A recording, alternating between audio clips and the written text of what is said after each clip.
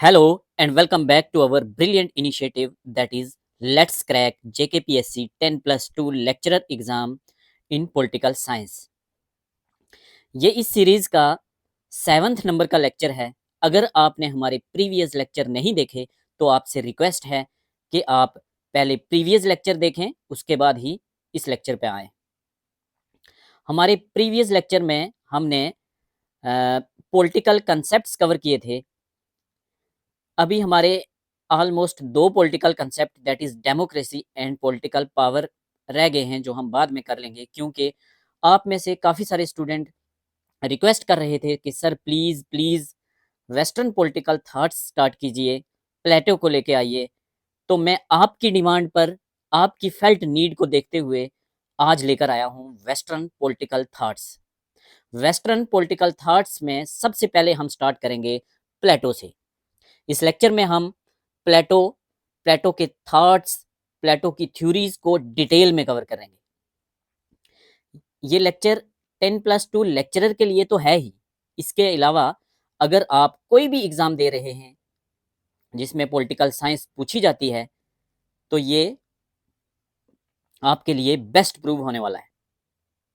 चाहे आप assistant professor का एग्जाम दे रहे हैं या इंटरव्यू दे रहे हैं असिस्टेंट प्रोफेसर का, या आप यूपीएससी का मेंस लिख रहे हैं, यूपीएससी का इंटरव्यू दे रहे हैं, मींस प्लेटो से मैं कुछ भी नहीं छोड़ने वाला, मजा आने वाला है आपको। सो लेट्स स्टार्ट करते हैं हम ब्रीफ इंट्रोडक्शन से। कहने को ब्रीफ इंट्रोडक्शन है, बट ये है मोस्ट इंपॉर्टेंट पॉइंट एग्जाम के लिए। पहले हम कुछ इंपॉर्टेंट बेसिक चीजें देख लेंगे प्लेटो के बारे में, उसके बाद हम डिटेल में प्लेटो के थॉट्स पे आएंगे, थ्योरीज पे आएंगे।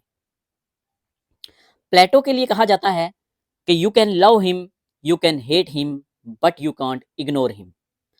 तुम उसे प्यार कर सकते हो, तुम उसे नफरत कर सकते हो, बट उसको इग्नोर नहीं कर सकते।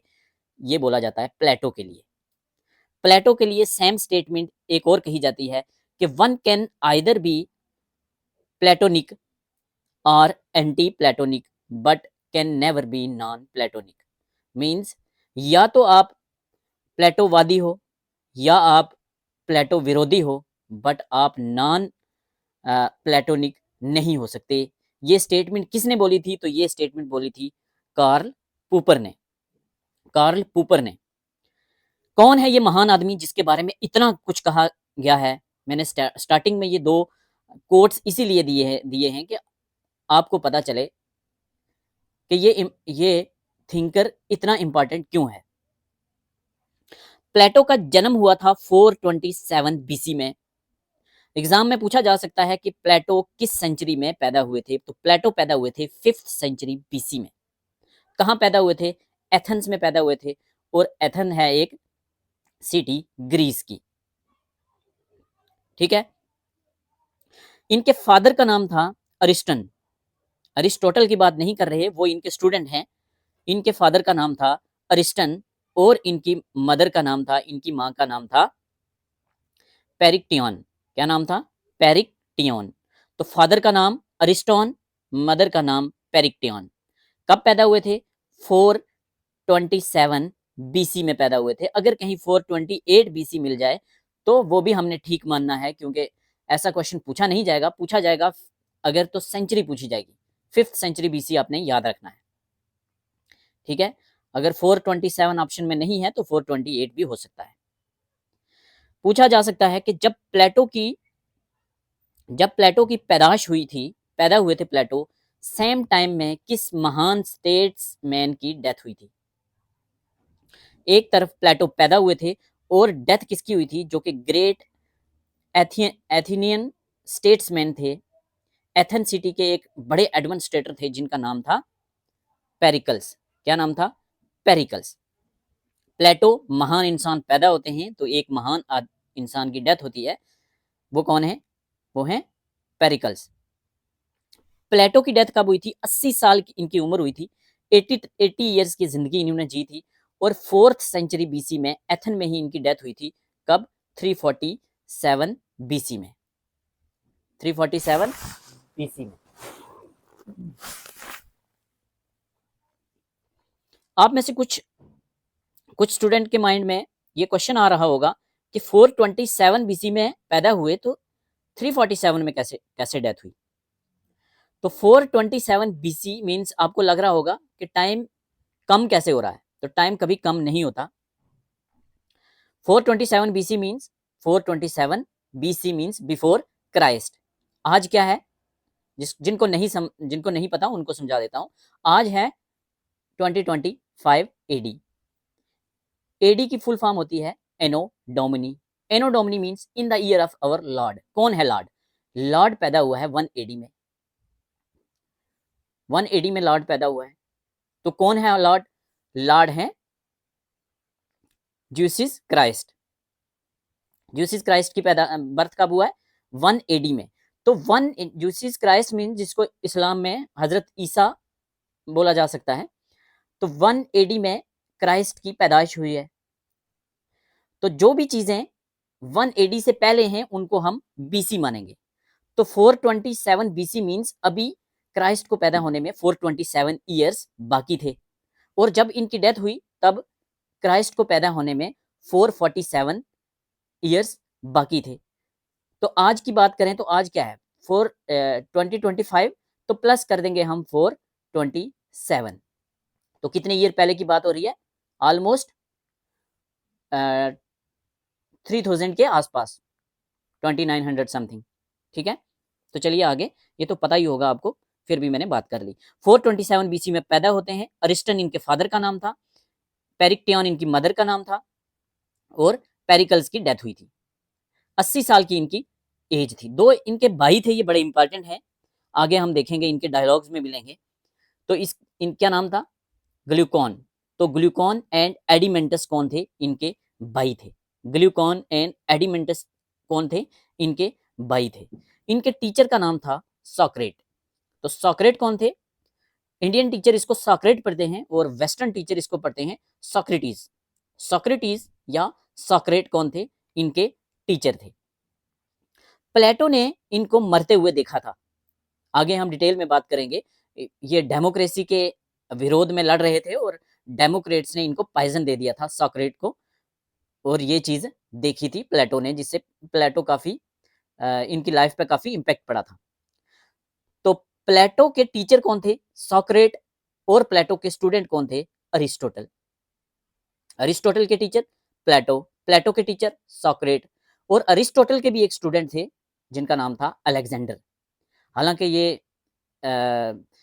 कोई इनको हम पॉलिटिकल थ्योरीज में नहीं पढ़ते, थिंकर नहीं है ये वही अलेक्जेंडर हैं जिन्होंने 330 में, ऑलमोस्ट 330 बीसी में, आई थिंक 330 है या 323 है, देख लेना। इन्होंने बैटल ऑफ हेडेस्पस लड़ी थी हमारे जम्मू एंड कश्मीर में, जेलम नदी के किनारे पोरस को हराया था। हालांकि पोरस तो बड़ी बहादुरी से लड़ा था, वो हिस्ट्री में आपने पढ़ा होगा। तो अलेक्जेंडर किसके स्टूडेंट थे? अरिस्टोटल के। अलेक्जेंडर के टीचर अरिस्टोटल, अरिस्टोटल के टीचर प्लेटो, प्लेटो के टीचर सॉक्रेट। ठीक है, प्लेटो के 2-3 कोट हैं, ये एग्जाम में पूछे जा सकते हैं। Plato, no law or ordinance is mightier than understanding. Plato कहते हैं कोई भी कानून जो है वो अंडरस्टैंडिंग से बड़ा नहीं है। ये किसने बोला? प्लेटो ने बोला। We can easily forgive a child who is afraid of the dark. The real tragedy of life is when men are afraid of the light. कहता है कि हम एक बच्चे को माफ कर सकते हैं जो अंधेरे से डरता है। मीन्स बच्चे से गलतियां हो जाती हैं अनजाने में, वो बच्चे हैं, लेकिन रियल ट्रेजेडी लाइफ की क्या है कि जब बड़े जानबूझ के गलती करें। वेरी इंपॉर्टेंट, ये कोट किसका है? प्लेटो का है। Ideas are the source of all things. Idea ही सब कुछ है, सोर्स है ऑल थिंग्स का, ये प्लेटो बोलते हैं। आगे हम देखेंगे, डिटेल में बात करेंगे इनके आइडियाज की। Ignorance the root and stream of all evil. सब गलत चीजों का जो रूट है उसको ये कहते हैं इग्नोरेंस। इग्नोरेंस मीन्स हम अगर पढ़ाई नहीं कर रहे तो हम इग्नोरेंट हैं। हम अपने बच्चों को पढ़ाई नहीं करा रहे तो हम इग्नोरेंट हैं। हम अगर आज भी अंधविश्वासी चीजों पर यकीन कर रहे हैं, उसके पीछे के लॉजिक पे नहीं आते, तो हम इग्नोरेंट हैं। तो ये कुछ चीजें हैं प्लेटो की। Theory of philosopher king and ideal state की बात करते हैं कौन? प्लेटो। आगे हम डिटेल में पढ़ेंगे थ्योरी ऑफ फिलोसफर किंग क्या है और आइडियल स्टेट क्या है। हम एक ही वीडियो में बेस्ट वे में शानदार तरीके से प्लेटो को पढ़ने वाले हैं। वीडियो के एंड तक जरूर बने रहिए। The theory of philosopher king या आइडियल स्टेट किसने दी थी? प्लेटो ने दी थी। क्या होती है आइडियल स्टेट, हम आगे बात करेंगे। Plato laid the foundation of Greek political theory. तो वेस्टर्न पॉलिटिकल थॉट या ग्रीक पॉलिटिकल थ्योरी की शुरुआत अगर किसने की है तो वो कौन था? वो थे Plato. Very important. Founder of philosophical idealism किसको कहा जाता है? तो प्लेटो को कहा जाता है। Very important. Father of political philosophy किसको कहा जाता है? तो प्लेटो को कहा जाता है। अगर पूछा जाए फादर ऑफ पॉलिटिकल साइंस तो ये अरिस्टोटल है, इनके स्टूडेंट। अगर पूछा जाए फादर ऑफ पॉलिटिकल फिलोसफी तो वो हैं प्लेटो। प्लेटो आइडियलिज्म पे यकीन रखते थे और इनके स्टूडेंट रियलिस्टिक थे, प्रैक्टिकल थे, रियलिस्टिक थे। आगे हम ये चीजें भी देखेंगे ये क्या है। प्लेटो लव डेमोक्रेसी, ये स्टेटमेंट ट्रू है या फॉल्स? आगे हम डिटेल में फिर से पढ़ेंगे। प्लेटो डेमोक्रेसी पसंद नहीं करते थे। प्लेटो हुए या इनके टीचर सॉक्रेट हुए या अरिस्टोटल हुए, प्लेटो के स्टूडेंट या अलेक्जेंडर, ये सारे के सारे डेमोक्रेसी विरोधी थे। याद रखना है आपको, ठीक है। प्लेटो बात करते थे, प्लेटो थे utopian thinker. Very important. Utopian thinker क्या होता है? प्लेटो एडवांस बातें करते थे, अपने समय से बड़े आगे की बातें करते थे, मतलब इम्प्रैक्टिकल बातें करते थे। यूटोपियन थिंकर क्या होता है? यूटोपियन स्टेट क्या होती है? एक ऐसी स्टेट जिसमें सब कुछ परफेक्ट हो, सब खुश हैं, सब कुछ बढ़िया चल रहा है, कोई कमी नहीं है। मींस आइडियल स्टेट की बात करते थे, आइडियलिज्म की बात करते थे, ठीक है। और एक ऐसी आइडियल सिटी या जस्ट सिटी जहां सब कुछ बढ़िया चल रहा है, सब कुछ परफेक्ट है, मतलब यूटोपियन स्टेट है, उसको प्लेटो ने एक नाम दिया है काली पोलिस का। वेरी इंपॉर्टेंट, पूछा जा सकता है काली पोलिस क्या है? तो ये टर्म है जस्ट सिटी के लिए, आइडियल सिटी के लिए। किसकी टर्म है? ये टर्म है प्लेटो की, ठीक है। प्लेटो जाने जाते हैं known for utopian thought in west. तो यूटोपियन थॉट आपको पता चल गया, इम्प्रैक्टिकल बातें करना, मैं सब कुछ बढ़िया, सब कुछ अच्छा हो।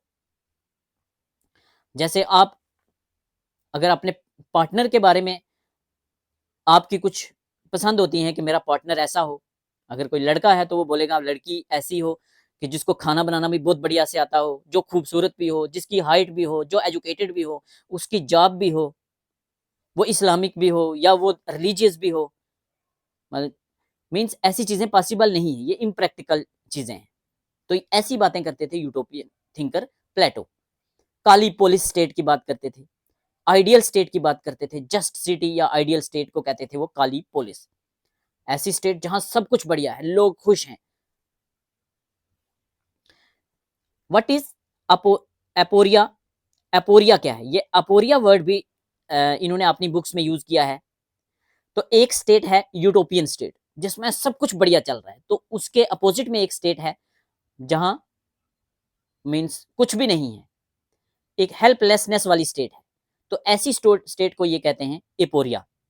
एपोरिया ग्रीक टर्म है स्टेट के लिए, स्टेट ऑफ हेल्पलेसनेस। प्लेटो ने जिस मेथड का यूज किया है वो डिडक्टिव मेथड था। आगे हम बात करेंगे क्या है डिडक्टिव मेथड। फिलहाल ये वो चीजें इंट्रोडक्शन में बता रहा हूं, ये एग्जाम में पूछी जाती हैं और जब आगे आप डिटेल में पढ़ो तो आपको और अच्छे से समझ आ जाएगा। प्लेटो जिस मेथड का यूज करते थे वो डिडक्टिव मेथड था और इनके स्टूडेंट अरिस्टोटल जिस मेथड का इस्तेमाल करते थे वो इंडक्टिव मेथड था। है क्या है बेसिकली? ये डिस्कशन के मेथड है। ग्रुप डिस्कशन समझ लो या डायलॉग समझ लो, या कोई किसी भी प्रॉब्लम का डिस्कस करके उसके सोल्यूशन तक पहुंचना, ये उसके मेथड हैं। किसी प्रॉब्लम सॉल्विंग के मेथड हैं, किसी चीज को इन्वेस्टिगेट करने के मेथड हैं, रिसर्च के मेथड हैं, ठीक है। डिडक्टिव मेथड और इंडक्टिव मेथड पूछा क्या जाएगा एग्जाम में। एक चीज फर्स्ट, प्लेटो का मेथड डिडक्टिव, जो मेथड प्लेटो ने यूज किया यही सॉक्रेट ने भी यूज किया था, यही हैगल ने भी यूज किया था। तो इंडक्टिव मेथड क्या है? डिडक्टिव और इंडक्टिव मेथड किस चीज के लिए? प्रॉब्लम सॉल्व करने के लिए यूज होते हैं। डायलॉग मेथड है, डिस्कशन मेथड है, डिबेट मेथड है। यहां से एक क्वेश्चन बनेगा, अरिस्टोटल का मेथड पूछा जाए तो इंडक्टिव, प्लेटो का पूछा जाए तो डिडक्टिव। डिडक्टिव में पूछा जाएगा जनरल से पर्टिकुलर होता है या पर्टिकुलर से जनरल होता है। तो याद रखना है जो डिडक्टिव है वो है deductive, DGP, director general of police से याद रख लो आप। तो डिडक्टिव मेथड है जो वो जनरल टू पर्टिकुलर है।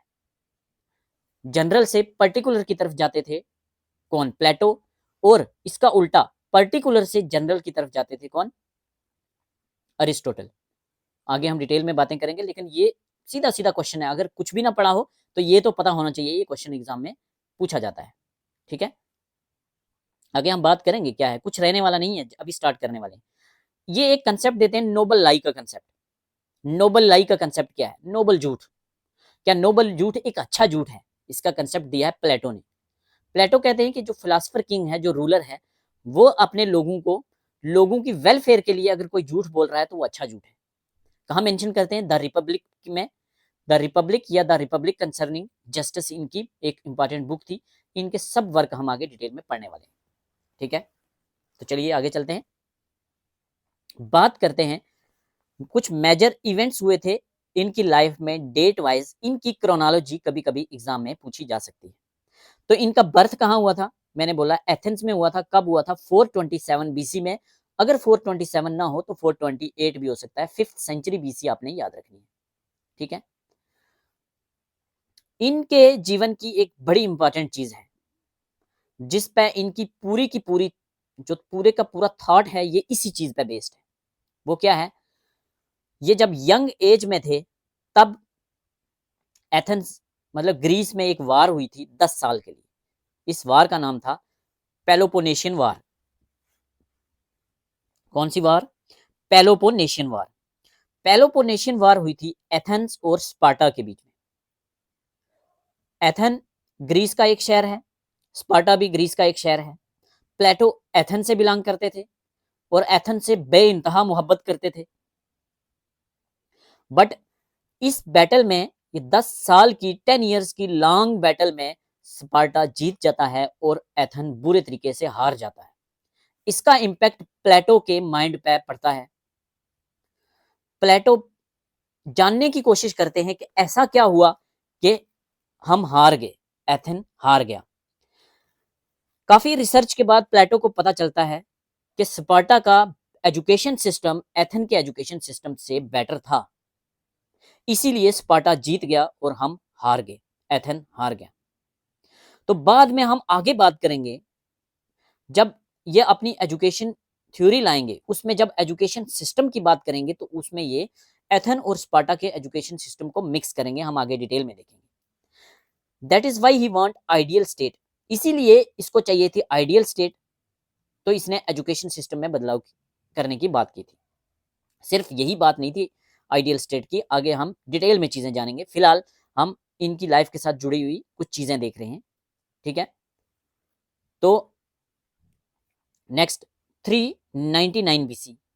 399 बीसी में इन्होंने मरते हुए देखा था अपने टीचर सॉक्रेट को। Plato witness the trial and death of Socrates, जिनको जहर दे दिया था डेमोक्रेट्स के द्वारा, और काफी इन्फ्लुएंस पड़ा सॉक्रेट का इनकी थॉट्स पे।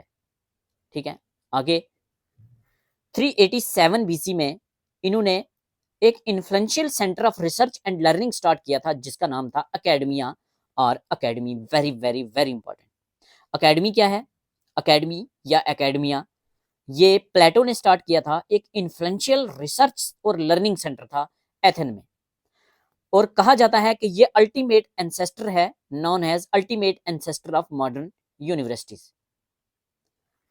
बाद में 20 सालों तक कंटिन्यू अरिस्टोटल भी इनकी एकेडमी के मेंबर रहे थे, और इनकी डेथ के बाद वो सक्सेसर बन गए थे एकेडमी के या एकेडमिया के। ठीक है, 387 बीसी में। नेक्स्ट इंपॉर्टेंट चीज इनकी लाइफ के साथ जुड़ी हुई है, 367 बीसी। प्लेटो को इनवाइट किया था किसने, सिसिली स्टेट ने। सिसिली स्टेट एक साइराक्यूज सिटी की एक स्टेट थी, सॉरी सिसिली स्टेट के अंदर एक सिटी थी जिसका नाम था साइराक्यूज। तो साइराक्यूस सिटी के जो रूलर थे, जो फिलासफर किंग थे, सॉरी जो रूलर थे, उनको ट्यूशन देने के लिए, उनको इंस्ट्रक्शन देने के लिए, उनको फिलासफर किंग बनाने के लिए इनको बुलाया गया था, जिसका नाम था डायनोसियस सेकंड। डायनोसियस सेकंड कौन थे ये? सिसिली स्टेट के एक सिटी थी साइराक्यूस सिटी, वहां के ये रूलर थे। इनको फिलासफर किंग बनना था, क्योंकि फिलासफर किंग के बारे में काफी बातें करते हैं, आगे थ्योरी पढ़ेंगे हम फिलासफर किंग की, जिसके लिए ये जाने जाते हैं, प्लेटो। तो बाद में इन्होंने उसको अच्छी खासी ट्यूशन दी, ट्रेन किया और फिलासफर किंग बनाया, और बाद में उसी फिलासफर किंग ने इनको जेल में डाल दिया था। ये कहां मेंशन है? तो ये भी इनकी द रिपब्लिक बुक में मेंशन है। ठीक है, यहां तक समझ आ गया? बेसिक चीजें ये भी देख रहे हैं हम, आगे बढ़ते हैं। मेजर इन्फ्लुएंसर ऑफ प्लेटो देख लेते हैं। प्लेटो के थॉट्स को किस किसने इन्फ्लुएंस किया था? तो वन एंड मोस्ट इंपॉर्टेंट तो सॉक्रेट थे, ये सबको पता है। दो influence primarily by Socrates to the extent that Socrates is usually the main character. Plato की राइटिंग में अगर मेन कैरेक्टर है, even Plato pen name Socrates use करते थे अपने डायलॉग्स में, अपनी बुक्स में। सॉक्रेट की डेथ के बाद ये उनका नाम एज पेन नेम यूज करते थे। तो इन इन्फ्लुएंस किस किस से हुए? सॉक्रेट से, और उसके बाद हिराक्लेटस से, परमानिडिस से, और पाइथागोरस से। हिराक्लेटस, परमानिडिस या परमानिड्स एंड पाइथागोरस, वही पाइथागोरस जिसकी हम थ्योरम पढ़ते हैं ज्योमेट्री में। ठीक है, यहां से क्वेश्चन बनते हैं। तो फर्स्ट इन्फ्लुएंसर कौन थे? सॉक्रेट। उसके बाद ये चार थे, पता होने चाहिए। यहां से पूछा जाता है कौन सा आइडिया किससे लिया था? तो सबसे पहले हम देखते हैं हिराक्लेटस से क्या लिया था। हिराक्लेटस से लिया था एक आइडिया। हिराक्लेटस का मानना था there is nothing permanent in the world but life is a continuous change. Heraclitus कहते थे कि परमानेंट कुछ नहीं है और लाइफ एक कंटिन्यूस चेंज प्रोसेस है। ये किसका मानना था? हिराक्लेटस का। तो हिराक्लेटस से ये वाला आइडिया पिक किया किसने? प्लेटो ने। मींस प्लेटो भी बोलने लगे कि there is nothing permanent in the world but life is a continuous change. यहां से प्लेटो ने क्या सीखा? यहां से प्लेटो ने सीखा कि change is the essence of this world. Change क्या है? वर्ल्ड की एक मेन जो क्वालिटी है, मेन चीज है, वो है चेंज, तब्दीली। मींस चेंज जरूरी है। तो हिराक्लेटस से क्या लिया उन्होंने कि change is the essence of world. Next है पाइथागोरस। तो पाइथागोरस से दो चीजें ली थी। कौन कौन सी? एक ट्रांसमाइग्रेशन ऑफ सोल। क्या है ट्रांसमाइग्रेशन ऑफ सोल? जैसे हिंदू फिलॉसफीज हैं, उपनिषद वगैरह हैं, उनमें क्या माना जाता है कि सोल का ट्रांसमाइग्रेशन होता है। सोल एक बॉडी से दूसरी में ट्रांसमाइग्रेट होती रहती है। तो इनका पाइथागोरस का भी यही आइडिया था। पाइथागोरस का आइडिया क्या था? अगर पूछा जाए ट्रांसमाइग्रेशन ऑफ सोल किसका आइडिया था? हिराक्लेटस का था, पाइथागोरस का था, परमानिड्स का था? तो ट्रांसमाइग्रेशन ऑफ सोल आइडिया था पाइथागोरस का, पिक किया था प्लेटो ने। दूसरा इंपॉर्टेंट क्या था कि universe is based on mathematical and logical principle. Universe based है किस पे? मैथमेटिकल और लॉजिकल यूनिट्स पे। पाइथागोरस मानते थे, इसलिए पाइथागोरस कहते थे therefore our society should be based on these principle. Geometry के लिए बहुत बड़ी मोहब्बत थी पाइथागोरस को। पाइथागोरस कहते थे मैथमेटिकल एंड लॉजिकल प्रिंसिपल्स पे बेस्ड है पूरा यूनिवर्स, तो हमारी जो सोसाइटी है उसको भी इसी पे बेस्ड होना चाहिए। तो ये चीजें पिक की थी किसने? पाइथागोरस से प्लेटो ने। प्लेटो को कहते हैं कि प्लेटो को ज्योमेट्री से, लॉजिकल प्रिंसिपल से, मैथमेटिकल से बड़ी मोहब्बत थी। किससे लिया था? पाइथागोरस से। ट्रांसमाइग्रेशन ऑफ सोल किससे लिया था? पाइथागोरस से। Change is the essence of world किससे लिया था? हिराक्लेटस से। परमानिडीज स्टेट, परमानिडीज कहते हैं stated that we live in a changing world. कहते हैं कि हम जिस दुनिया में रहते हैं ये एक चेंजिंग वर्ल्ड है, इसमें परमानेंट कुछ नहीं है। प्लेटो ने यहां से क्या सीखा? We live in a changing world किसका आइडिया है? परमानिडीज का। प्लेटो ने सीखा कि even we live in a changing world, हम चेंजिंग वर्ल्ड में तो रहते हैं, बट एक थिंग यहाँ परमानेंट है, वो है आइडिया। वो है आइडिया। आइडिया परमानेंट है। आइडिया मीन्स लेट सपोज आपका कोई रिलेशन में कोई फादर, अंकल, ग्रैंडफादर कहीं फॉरेन में किसी कंट्री में काम कर रहा था आज से 30 साल पहले, तो आप उससे कम्युनिकेट कैसे करते थे? लेटर लिखा करते थे, बड़ा लंबा टाइम लगता था, लेटर वहां जाता था, वहां से जवाब आता था, तो कम्युनिकेशन होता था। फिर उसके बाद लैंडलाइन फोन आ गए, वो कहीं फोन करते होंगे किसी दूसरी जगह, वहां आप जाते होंगे, सुनते होंगे। फिर अपने फोन आ गए छोटे वाले, नॉन एंड्रॉइड, उस पर बातें होने लगी। फिर एंड्रॉइड फोन आ गए। उसके बाद आज क्या है, वीडियो कॉल पे बात होती है, लाइव वीडियो कॉन्फ्रेंस आप कर सकते हैं। फोन बदल गए, मटेरियल चीजें बदल गई। लेटर मटेरियल चीज है, दो चीजें होती हैं, या मटेरियल या नॉन मटेरियल। मटेरियल जिसको हम टच कर रहे हैं, पहले चिट्ठियां थी, लेटर थे, फोन थे, लैंडलाइन थे, वो बदल गए, वो परमानेंट नहीं है। लेकिन उसके पीछे का जो आइडिया था वो तो सेम है ना। ठीक है, आज भी आपकी उनसे बात होती है, आज भी कम्युनिकेशन हो रहा है। तो जस्ट एक समझाने की कोशिश कर रहा हूं आइडिया का। तो ये आइडिया बड़ी इंपॉर्टेंट चीज बनेगी आगे जाके प्लेटो के लिए। तो परमानिडीज से क्या इन्होंने लिया कि आइडिया जो है ये परमानेंट है। पाइथागोरस से transmigration of soul, mathematical and logical principle. Heraclitus से change is the essence of world. Plato ने कंबाइन किए व्यूज हिराक्लेटस के, पाइथागोरस के और परमानिड्स के, और क्या बोला, and stated that, very important, knowledge was virtue which could be achieved only through intellect and rationalism. Knowledge क्या है? नॉलेज वर्च्यू है। क्या है वर्च्यू? अभी बताएंगे, घबराना नहीं, सब यहाँ सब कुछ यहाँ ही क्लियर होता है। नॉलेज क्या है? वर्च्यू है। और वर्च्यू कुड बी अचीव्ड, कैसे अचीव होगा? Through intellect all or rationalism. Means intellect क्या है? इंटेलेक्ट का मतलब होता है power of mind to think and learn. Means आप अपनी नॉलेज का इस्तेमाल कर रहे हो, रीजनिंग का इस्तेमाल कर रहे हो, किसी कोई भी डिसीजन लेने में। मतलब रैशनलिज्म, इंटेलेक्चुअल, प्रैक्टिकल बात, जो इंसान की थिंकिंग पावर को यूज करके आप डिसीजन लेते हो। तो इंटेलेक्ट क्या होता है? Power of mind to think and to learn. और वर्च्यू क्या है? Behaviour with highest moral standard. क्या है virtue? Behaviour with highest moral standard. तो यहां से क्या लिया, क्या पता चला कंबाइन करके इनको, कि नॉलेज ही सब कुछ है। और नॉलेज कैसे अचीव होगी? रैशनलिज्म से, इंटेलेक्चुअलिज्म से। ठीक है, इंटेलेक्ट क्या है? Power of mind to think and to learn. और वर्च्यू क्या है? Behaviour with highest moral standard. तो यहां से क्वेश्चन बनते हैं, बहुत सारे बनते हैं। हिराक्लेटस से क्या लिया इन्होंने? Change is the sense of world. Pythagoras, transmigration of soul, mathematical and logical principles.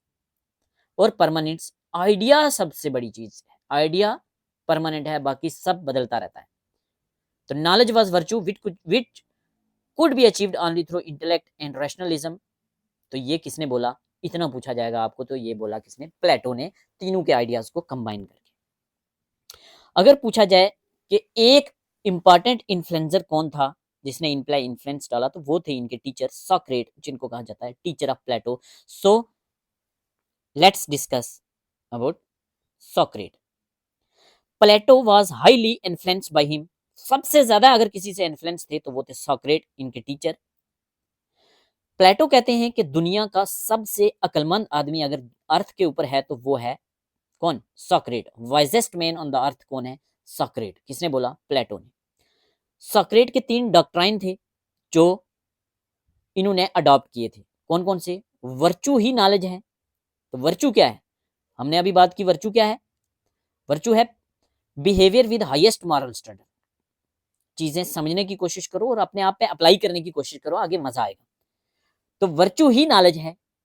ये किसका डॉक्ट्राइन था? सॉक्रेट का। किसने का अडॉप्ट किया? प्लेटो ने। थ्योरी ऑफ रियलिटी किसकी थ्योरी है? सॉक्रेट की। किसने अडॉप्ट की? प्लेटो ने। थ्योरी ऑफ नॉलेज सॉक्रेट की, अडॉप्ट की किसने? प्लेटो ने। Later doctrine of Socrates, first doctrine of Socrates means क्या था? Virtue is knowledge. Virtue is knowledge जो है वो फाउंडेशन बन गई प्लेटो की पॉलिटिकल फिलॉसफी की। तो प्लेटो की पॉलिटिकल फिलॉसफी का फाउंडेशन क्या है? फाउंडेशन है वर्चू इज नॉलेज। तो वर्च्यू इज नॉलेज एक डॉक्ट्राइन था सॉक्रेट का, बाकी क्या थे डॉक्ट्राइन, कौन कौन से थे, थ्योरी ऑफ रियलिटी और थ्योरी ऑफ नॉलेज और वर्च्यू। तो वर्च्यू बना क्या, foundation of Plato's political philosophy. चलिए आगे। क्या प्लेटो डेमोक्रेसी से मोहब्बत करते थे? नहीं, प्लेटो कहते थे वर्स्ट फॉर्म ऑफ गवर्नेंस अगर है तो वो डेमोक्रेसी है। रूल ऑफ इग्नोरेंस है डेमोक्रेसी, करप्शन है डेमोक्रेसी, नेपोटिज्म है डेमोक्रेसी। कैसे? करप्शन मीन्स जो ब्यूरोक्रेट हैं, जो रूलर हैं बैठे हुए आगे, डेमोक्रेसी से आए हुए, तो अगर उन्होंने किसी पोस्ट की रिक्रूटमेंट करनी है तो वो नेपोटिज्म शो कर देते हैं, अपनी रिलेटिव्स को ऊपर लेके आ जाते हैं। तो जो ये डेमोक्रेसी उस टाइम की थी जिसमें करप्शन और नेपोटिज्म था बड़े लेवल पे, उसी की वजह से कहीं ना कहीं स्पार्टा ने डिफीट किया था एथेंस को पेलोपोनेशियन वार में। तो इसीलिए ये इतनी नफरत करते थे डेमोक्रेसी से। ये कहते हैं कि डेमोक्रेसी नहीं होनी चाहिए, होना चाहिए क्या, रूल ऑफ फिलोसफर किंग। और फिलोसफर किंग को तो बड़े अलग वे में इन्होंने एक्सप्लेन किया, आगे थ्योरी में देखेंगे क्या है फिलोसफर किंग, मजा आ जाएगा आपको वहां तक जब पहुंचेंगे ना, तब पता चलेगा कि क्या है फिलोसफर किंग। ये वो डिक्टेटर नहीं है, मोनार्क की बात नहीं कर रहे, फिलोसफर किंग को बड़े अलग वे में इन्होंने तैयार किया है। तो वो कहते हैं रूल ऑफ फिलोसफर किंग होना चाहिए। कहां बात करते हैं, द रिपब्लिक में। द रिपब्लिक और द रिपब्लिक कंसर्निंग जस्टिस किसकी बुक है, प्लेटो की बुक है। ये कहते हैं द रूल ऑफ फिलोसफर को कहते हैं rule of knowledge. Rule of knowledge क्या है, रूल ऑफ फिलोसफर किंग। कौन कहता है, प्लेटो। मींस ये सच में उसको नॉलेजेबल बनाते हैं, पहले तैयार करते हैं उसको, एजुकेशन सिस्टम ऐसा बनाने की बात करते हैं कि जब वो 50 साल की एज में फिलोसफर किंग बनेगा तो वो उसके पास क्या नॉलेज होगी, आगे हम देखेंगे। उसके टीचर क्यों नफरत करते थे इतनी, और क्या क्या रीजन है। सॉक्रेट जो थे वो डेमोक्रेसी के खिलाफ लड़ रहे थे, और एथेंस के डेमोक्रेट्स ने उनको पॉइजन पिला दिया था, उनको कहते हैं कि जहर का प्याला पिला दिया था, हेमलॉक पिला दिया था। हेमलॉक क्या है, हेमलॉक एक पॉइजनस ड्रिंक है ग्रीस में। तो हेमलॉक का वर्ड यूज करते हैं द रिपब्लिक में ये, जिससे इनके सामने सॉक्रेट की डेथ हो गई थी। तो ये भी एक रीजन था कि प्लेटो क्यों चाहते थे आइडियल स्टेट हो। आइडियल स्टेट कौन सी स्टेट है, एक यूटोपियन स्टेट जहां सब कुछ बढ़िया है, जिसको फिलोसफर किंग यूज कर रहा है, रूल कर रहा है, रूल ऑफ नॉलेज की बात करते हैं। ठीक है, आगे चलते हैं, चीजें रिवाइज भी साथ साथ में होती रहेंगी। और दूसरी मैंने बता दिया कि पेलोपोनेशियन वार में स्पार्टा ने हरा दिया था किसको, एथेन को। तो तब डेमोक्रेसी थी एथेन में, करप्शन थी एथेन में, नेपोटिज्म था एथेन में। तो कहते हैं कि कुछ अपने ही लोग इनके जो थे उन्होंने हाथ मिला लिया था पैसे के लिए, उनको पैसा दे दिया था, मीन्स जो सोल्जर्स थे या आर्मी कमांडर्स थे उनको स्पार्टा ने खरीद लिया, तो स्पार्टा जीत गया था। तो करप्शन, एजुकेशन, इन चीजों पर ये बड़ा फोकस करेंगे। आगे हम बात करते हैं कुछ ब्रिलियंट वर्क प्लेटो के जो एग्जाम के लिए बहुत इंपॉर्टेंट होंगे। Brilliant works of Plato which is very very important for exam. यहां से क्वेश्चन बनेंगे बहुत सारे, जो अभी तक पढ़ाया है वो सब क्वेश्चन है एग्जाम के लिए, और यहां से भी बहुत सारे क्वेश्चन बनेंगे। कोई भी एग्जाम, हम तो 10+2 लेक्चरर की प्रिपरेशन कर रहे हैं, लेकिन कोई भी एग्जाम जिसमें पॉलिटिकल साइंस है, जिसमें प्लेटो है, प्लेटो तो बड़ा एक फेवरेट टॉपिक है यूपीएससी मेंस का, पॉलिटिकल साइंस ऑप्शनल का। ठीक है, प्लेटो के वर्क्स को हम डिवाइड करते हैं 4 पार्ट्स में, जस्ट रिमेम्बरेंस के लिए। ऐसा समझो मैं ही कर रहा हूं आपको याद कराने के लिए। कैसे याद रखना है आपने, RSLO, RSLO, RSL से क्वेश्चन पूछा जाता है, तो O क्या है, RSLO, R means the republic, S means the statesman, L means the laws. ये क्या है, ये बुक्स हैं प्लेटो की। डेट इनकी इतनी इंपॉर्टेंट नहीं है, लेकिन क्रोनोलॉजी इनकी पूछी गई है, पूछी जा सकती है और पूछी गई है। द रिपब्लिक इनकी सबसे पहली बुक है, 375 BC में लिखते हैं। द स्टेट्समैन उसके 10 साल बाद लिखते हैं, 360 में। मैंने कंसेप्ट बता दिया आपको BC का। 375 BC मीन्स अभी क्राइस्ट को, ईसा को पैदा होने में 375 ईयर है, तो 5 साल और कम हो गए, तो 360 ईयर बचेंगे, द स्टेट्समैन लिखेंगे। जब ईसा को पैदा होने में, क्राइस्ट को पैदा होने में 350 ईयर्स बच जाएंगे, तब ये लिखेंगे the laws. BC means before Christ. आज एडी यूज होता है, एडी मीन्स एनो डोमिनी या anno dominos means in the year of our Lord. तो लॉर्ड कौन है? जीसस क्राइस्ट, ईसा। क्यों? क्योंकि उस टाइम जो हिस्टोरियन थे या जो भी ग्रीक फिलोसफर थे, बड़े बड़े हिस्ट्री की बात करते हैं क्योंकि ये हिस्ट्री का टाइमलाइन है, तो वो कौन थे? वो क्रिश्चियन को फॉलो करने वाले थे ना, क्रिश्चियन थे वो। तो इसीलिए उन्होंने अपने हिसाब से चीजें रखी, बाद में तो इन्होंने बदल दी थी। बाद में बीसी को बीसीई कर दिया था, बिफोर कॉमन एरा, और एडी को सीई कर दिया, कॉमन एरा, जब बोलने लगे कि ये थोड़ा रिलीजियस हो गया है। तो वो अलग चीज है। 4 सेक्शन में हम पढ़ते हैं। एक में हम फर्स्ट में पढ़ेंगे the republic, second the statesman, third the laws. यहाँ से बहुत सारे क्वेश्चन बनेंगे और इससे बाहर कुछ नहीं आएगा। वो क्या है? अदर्स, बाकी सारी बुक्स इनकी। पहले द रिपब्लिक के बारे में सब कुछ जान लेते हैं। तो ये इनकी फर्स्ट बुक है, फर्स्ट वर्क है, 375 बीसी में, 375 बीसी में लिखा है। क्या पूछा जाएगा इससे? Greatest and most known work of Plato कौन सा है? द रिपब्लिक है। द रिपब्लिक को कहा जाता है द रिपब्लिक कंसर्निंग जस्टिस भी कहा जाता है। द रिपब्लिक कंसर्निंग जस्टिस और concerning justice, very important. UPSC mains में क्वेश्चन पूछा जाता है। क्या क्वेश्चन पूछा जाता है? कि briefly explain the justice system of Plato. Plato के जस्टिस सिस्टम पे कहीं ना कहीं क्वेश्चन इंटरव्यू में पूछे जाते हैं, एपी के इंटरव्यू में या यूपीएससी के इंटरव्यू में या यूपीएससी ऑप्शनल में। तो प्लेटो का जस्टिस सिस्टम बड़ा इंपॉर्टेंट था। इतना इंपॉर्टेंट था कि उन्होंने अपनी बुक का नाम ही रख दिया जस्टिस, रिपब्लिक कंसर्निंग जस्टिस या कंसर्निंग जस्टिस। किसकी बुक थी? प्लेटो की। Greatest and most known work है प्लेटो का the Republic. Theory of justice किसकी है? थ्योरी ऑफ जस्टिस है प्लेटो की। कहाँ है? द रिपब्लिक में, द रिपब्लिक कंसर्निंग जस्टिस में। इसी में बात करते हैं ये थ्योरी ऑफ एजुकेशन की। हम डिटेल में बात करेंगे थ्योरी ऑफ जस्टिस का आगे, डिटेल में बात करेंगे थ्योरी ऑफ एजुकेशन, और डिटेल में बात करेंगे थ्योरी ऑफ कॉमनिज्म। तो थ्योरी ऑफ कॉमनिज्म क्या है? कॉमनिज्म मीन्स सब चीजें कॉमन है, सबके लिए कॉमन है, मतलब प्राइवेट कुछ नहीं। मतलब आप किसी ट्रेन में ट्रेवल कर रहे हैं तो आप ये तो नहीं बोलेंगे वो मेरी ट्रेन है, वो सरकार की ट्रेन है, वो कॉमन है सबके लिए। गवर्नमेंट स्कूल सबके लिए कॉमन है, गवर्नमेंट कॉलेज सबके लिए कॉमन है, रोड सबके लिए कॉमन है। तो कॉमनिज्म की बात करते हैं। ये तो मतलब कॉमनिज्म में वाइफ को लेके आगे थे, फैमिली को लेके आगे थे। आगे अब आगे बात करेंगे हम। आपको अभी तो आपको समझ नहीं आएगी, आप सोचेंगे सर कैसी बात कर रहे हैं, कॉमन वाइफ मीन सरकारी वाइफ क्या है? ये आगे डिटेल में बात करेंगे, सच में है। तो थ्योरी ऑफ एजुकेशन किसमें है? द रिपब्लिक में, प्लेटो की। थ्योरी ऑफ कम्युनिज्म रिपब्लिक में है, प्लेटो की है। Concept of ideal state and institution of philosopher king की बात करते हैं। एक ऐसी स्टेट, जस्ट स्टेट, जहां सब कुछ बढ़िया चल रहा हो, यूटोपियन स्टेट, और उसको रूल कौन कर रहा है? Philosopher king. कहां बात करते हैं?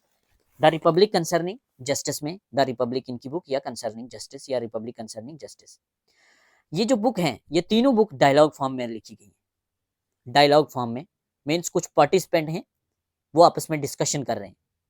कौन कौन से इंपॉर्टेंट पार्टिसिपेंट हैं इस बुक में, ये एग्जाम के लिए आपके लिए इंपॉर्टेंट बन जाता है। तो इनके बाई मैंने 2 बताए थे, एडिमेंटस इनके बाई हैं, ग्लूकॉन इनके बाई हैं, सॉक्रेट इनके टीचर हैं। आप सोचेंगे ये बुक जब लिख रहे हैं, सॉक्रेट की तो डेथ हो चुकी है, तो सॉक्रेट कहां से आ गए?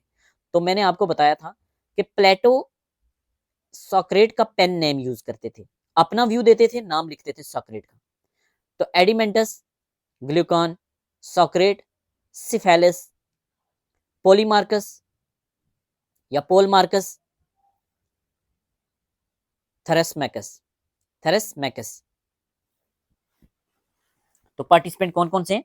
2 इनके भाई, एडिमेंटस and Glucon, सॉक्रेट, syphilis.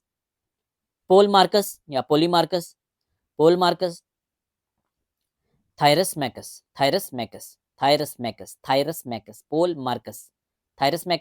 पोलमार्कस, सॉक्रेट, syphilis, एडिमेंटस, Glucon. तो इनमें से कौन सा पार्टिसिपेंट नहीं है द रिपब्लिक में? तो आपको पता चल जाएगा। पेन नेम क्या यूज करते थे प्लेटो? सॉक्रेट का नाम। ठीक है, तो इतनी बात है, इतनी इंपॉर्टेंट चीज है इनकी बुक द रिपब्लिक में। रिपब्लिक 375 बीसी, सबसे बढ़िया work, most known work Republic concerning justice, इसी का दूसरा नाम द रिपब्लिक कंसर्निंग जस्टिस, इसका पूरा नाम। थ्योरी ऑफ जस्टिस इसी में है, थ्योरी ऑफ एजुकेशन इसी में है, थ्योरी ऑफ कम्युनिज्म इसी में है, concept of ideal state and institution of पीके इसी में है। यहां से क्वेश्चन तो बनेंगे, उसके बाद इनके जो डिटेल हैं वो हम आगे बात करेंगे। पार्टिसिपेंट मैंने बता दिया, Adeimantus, Glaucon, Socrates, Cephalus, Polemarchus and Thrasymachus. Socrates pen name. चलिए आगे। स्टेट्समैन इनकी दूसरी बुक है, 360 बीसी में ये लिखी है।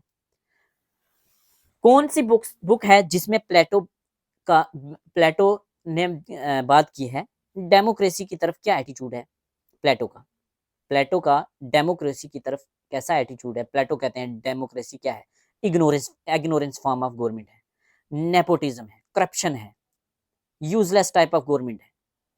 किस बुक में बात करते हैं, स्टेट्समैन में बात करते हैं। Very important. Plato recognize the need of law. Plato ने रिकॉग्नाइज किया कि लॉ की जरूरत है और consent in the political life, कि पॉलिटिकल डिसीजन मेकिंग में कंसेंट चाहिए। ठीक है, डिसीजन मेकिंग में कुछ लोगों का कंसेंट चाहिए, पार्टिसिपेशन चाहिए, और नीड ऑफ लॉ किसमें है, द स्टेट्समैन में। ठीक है, स्टेट्समैन में क्लासिफाई करते हैं पॉलिटिकल सिस्टम्स को Plato. Classification of states and constitution किस में बात करते हैं, द स्टेट्समैन में। क्लासिफिकेशन ऑफ पॉलिटिकल सिस्टम की बात करते हैं स्टेट्समैन में।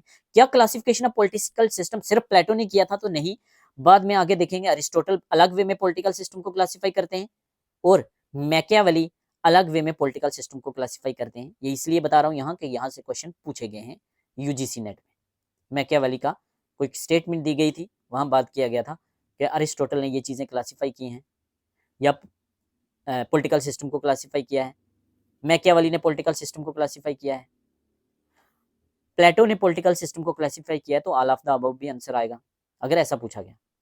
लॉ की जरूरत है, कंसेंट की जरूरत है पॉलिटिकल डिसीजन में, द स्टेट्समैन में।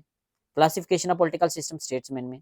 एटीट्यूड प्लेटो का डेमोक्रेसी की तरफ स्टेट्समैन में। तो इनकी तीसरी बुक है द लॉज, 350 बीसी के आसपास लिखते हैं, एग्जैक्ट डेट वेरी करती है बुक टू बुक।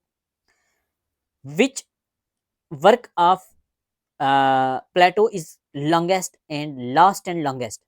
तो लास्ट एंड लॉन्गेस्ट डायलॉग जो था, ये तीनों की तीनों बुक डायलॉग फॉर्म में है, तो लास्ट और लॉन्गेस्ट कौन सी है, द लास्ट। ठीक है, लास्ट और longest. First question. Second, PK was ideal for Plato but concept was rejected by Aristotle. यहां क्या बात करते हैं वो, द लॉज में रूल ऑफ लॉ की बात करते हैं। पहले प्लेटो क्या कहते थे, प्लेटो कहते थे कि रूल ऑफ लॉ की जरूरत नहीं है, सब पावर्स फिलोसोफर किंग को दे दो, वो अपने हिसाब से स्टेट को चलाएगा। तो ये चीज उनके स्टूडेंट ने रिजेक्ट कर दी अरिस्टोटल ने। फिलोसोफर किंग का कंसेप्ट रिजेक्ट कर दिया किसने, अरिस्टोटल ने। अरिस्टोटल कहते हैं कि एब्सोल्यूट पावर आप नहीं दे सकते फिलोसोफर किंग को, वो डिक्टेटर बन जाएगा। वो कहते हैं कि इसमें रूल ऑफ लॉ होना चाहिए। तो प्लेटो इससे इंप्रेस हुए और अपना माइंडसेट बदल दिया और उन्होंने फिलोसोफर किंग को बदला नहीं, फिलोसोफर किंग के साथ में ऐड कर दिया रूल ऑफ लॉ। तो यहां आपके लिए क्वेश्चन बन जाएगा, रूल ऑफ लॉ कौन सी बुक में है, द लॉज में है। किसकी रिकमेंडेशन पे उन्होंने ऐड किया, अरिस्टोटल की। ठीक है, और यहां से क्या क्वेश्चन पूछा जाता है कि which of the following is the work of mature Plato, मतलब समझदार प्लेटो। प्लेटो का माइंड अब मैच्योर हो चुका है, पहले इम्प्रैक्टिकल बातें कर रहे थे, अब थोड़ी प्रैक्टिकल बात करने लगे। मैच्योर प्लेटो का वर्क कौन सा है, the Republic, the Statesman, the Laws. तो द लॉज है जो वो वर्क ऑफ मैच्योर प्लेटो है, जहां वो इम्प्रैक्टिकलिटी को समझ जाते हैं, प्रैक्टिकल बातें करने लगते हैं और एक्सेप्ट करते हैं rule of law has suggested and recommended by Aristotle. तो फिलोसोफर किंग ऐसे नहीं चलेगा, एक कॉन्स्टिट्यूशन होगा, एक रूल ऑफ लॉ होगा, उसके हिसाब से चलेगा। रूल ऑफ लॉ कहां है, तो ये है द लॉज में। लॉज किसकी बुक है, प्लेटो की। प्लेटो ने मॉडिफाई किया अपने आइडियाज अपने एक्सपीरियंस के बेस पे और इन द लाइट ऑफ किसका, अरिस्टोटल। अरिस्टोटल ने बोला कि पीके ऐसा नहीं, फिलोसोफर किंग ऐसा नहीं होना चाहिए। ठीक है, आप फिलोसोफर किंग की बात करो, बट पूरी पावर्स दे दोगे तो वो डिक्टेटर हो जाएगा, तो उसको उसके लिए कॉन्स्टिट्यूशन बनाओ और वो कॉन्स्टिट्यूशन वो बदल ना सके, वो रूल ऑफ लॉ वो बदल ना सके। वेरी इंपॉर्टेंट बात करते हैं प्लेटो, तो यहां से ये अडॉप्ट कर लेते हैं अपनी इस बुक में। ठीक है, प्लेटो इनके स्टूडेंट, अरिस्टोटल इनके स्टूडेंट थे प्लेटो के, मीन्स अरिस्टोटल बात करते हैं, प्लेटो बुक में डाल देते हैं द लॉज में। अरिस्टोटल की आइडियल स्टेट अगर पूछी जाए और प्लेटो की आइडियल स्टेट, प्लेटो की आइडियल स्टेट कौन सी है? यूटोपियन स्टेट, आइडियलिस्टिक स्टेट, ठीक है, इम्प्रैक्टिकल स्टेट जो पॉसिबल नहीं है, एडवांस स्टेट। अरिस्टोटल की आइडियल स्टेट है रूल ऑफ लॉ। अरिस्टोटल क्या बात करते हैं? फिलोसोफर किंग, ठीक है, लेकिन रूल ऑफ लॉ, क्या rule of law first ideal state बनेगी प्लेटो की? नहीं, फर्स्ट नहीं बनेगी, सेकंड बनेगी। Rule of law second best state है प्लेटो की। ये कौन कहता है? ये कहते हैं सबाइन, वेरी इंपॉर्टेंट। सबाइन कहते हैं कि जो रूल ऑफ लॉ है द लॉ बुक में, वो सेकंड बेस्ट स्टेट है प्लेटो की, वो मैच्योर प्लेटो की बात, मैच्योर प्लेटो की स्टेट है। तो समझ आ गया होगा आपको। बाकी इंपॉर्टेंट वर्क हैं कुछ, एग्जाम में पूछे जा सकते हैं। थ्योरी ऑफ सोल किसकी है? Very important. तो थ्योरी ऑफ सोल है प्लेटो की, आगे हम डिटेल में पढ़ेंगे। थ्योरी ऑफ सोल कौन सी बुक में है? तो इनकी एक बुक है फीडो। अगर पूछा जाए फीडो किसकी बुक है? अरिस्टोटल की है? नहीं, फीडो प्लेटो की बुक है। और फिर फीडो के अंदर दी गई है theory of soul. Theory of soul the Republic में नहीं दी गई, क्वेश्चन पूछा गया है।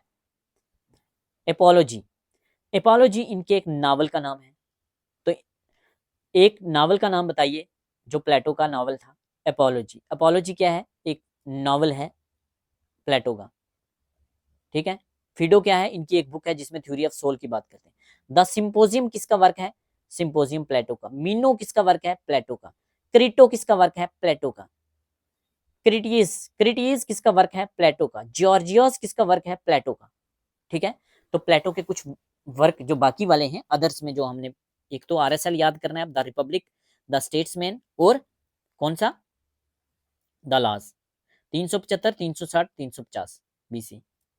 तो थ्योरी ऑफ सोल फिडो में, एपोलॉजी नॉवल है प्लेटो का, द सिंपोजियम प्लेटो का वर्क है, मीनो, क्रीटो, क्रीटियस, जॉर्जिया, ये सारे के सारे प्लेटो के वर्क हैं। सोफिस्ट, इंपॉर्टेंट, सोफिस्ट भी इनका ही एक वर्क है, ठीक है।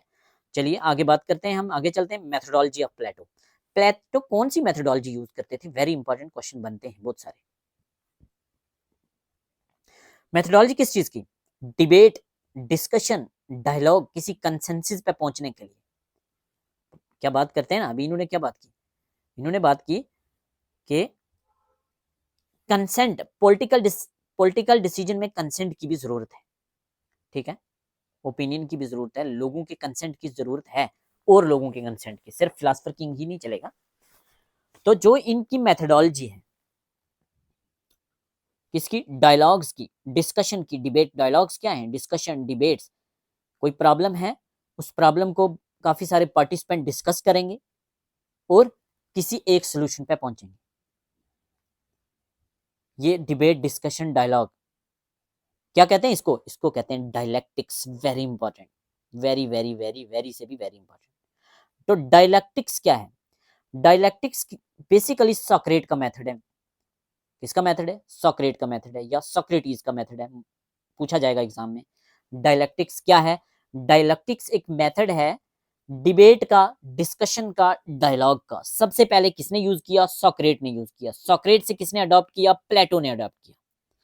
It is a method of debate, discussions and dialogues. क्या करना है? रिजॉल्व करना है, कोई इशू को रिजॉल्व करना है, किसी प्रॉब्लम को रिजॉल्व करना है, बेस्ट सोल्यूशन तक पहुंचना है। अब बेस्ट सोल्यूशन तक पहुंचने के लिए जनरल से पर्टिकुलर भी जा सकते हैं, तो पर्टिकुलर से जनरल भी जा सकते हैं।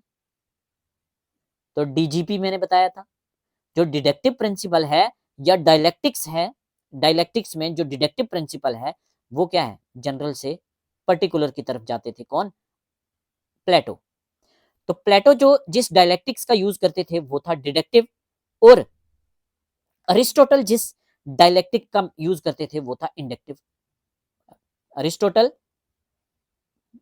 मेथड क्या है? डायलैक्टिक्स क्या है? एक डिबेट, डिस्कशन या डायलॉग्स का मेथड है, कोई प्रॉब्लम सॉल्व करने के लिए, कोई इशू सॉल्व करने के लिए, उसका बेस्ट सोल्यूशन निकालने के लिए, जिसमें काफी सारे पार्टिसिपेंट्स हैं, ठीक है। ये दो तरह के हैं, डायलैक्टिक्स दो तरह के हैं। कौन कौन से? एक डिडक्टिव और दूसरा इंडक्टिव, ठीक है। थोड़ा साफ कर लेते हैं, हमको समझ नहीं आ रहा होगा, खिचड़ी बन गई है, ठीक है। डायलैक्टिक्स क्या है? Debate, discussion, dialogues. काफ़ी सारे टीचर पढ़ाते हैं, सिर्फ बोलते हैं डायलैक्टिक्स यूज़ किया इन्होंने, और किसने यूज़ किया, हेगल ने किया, इतनी सी बात बताते हैं। तो मेरा मानना है कंसेप्ट क्लियर होना बड़ा ज़रूरी है। तो मेथोडोलॉजी क्या थी प्लेटो की? डायलैक्टिक्स मेथड का यूज़ करते थे। डायलैक्टिक्स क्या है? ये डिबेट, डिस्कशन, डायलॉग्स का मेथड है। कोई इशू, कोई प्रॉब्लम, कोई रिसर्च टॉपिक सॉल्व करने के लिए, उसके बेस्ट सॉल्यूशन तक पहुंचने के लिए। ये मेथड प्लेटो का है? नहीं, प्लेटो का नहीं है, ये मेथड था सोक्रेट्स का, डायलैक्टिक्स मेथड। डायलैक्टिक्स में दो आते हैं, एक डिडक्टिव है, दूसरा इंडक्टिव है। डिडक्टिव में क्या है? जो प्लेटो ने यूज किया था वो डिडक्टिव था। प्लेटो ने यूज किया था डीजीपी मेथड। डायलैक्टिक मेथड कौन सा? डिडक्टिव। इसमें क्या था? जनरल से पर्टिकुलर की तरफ जाते थे। डिस्कशन कैसे चलती थी? जनरल टॉपिक से पर्टिकुलर की तरफ चलती थी, ठीक है। और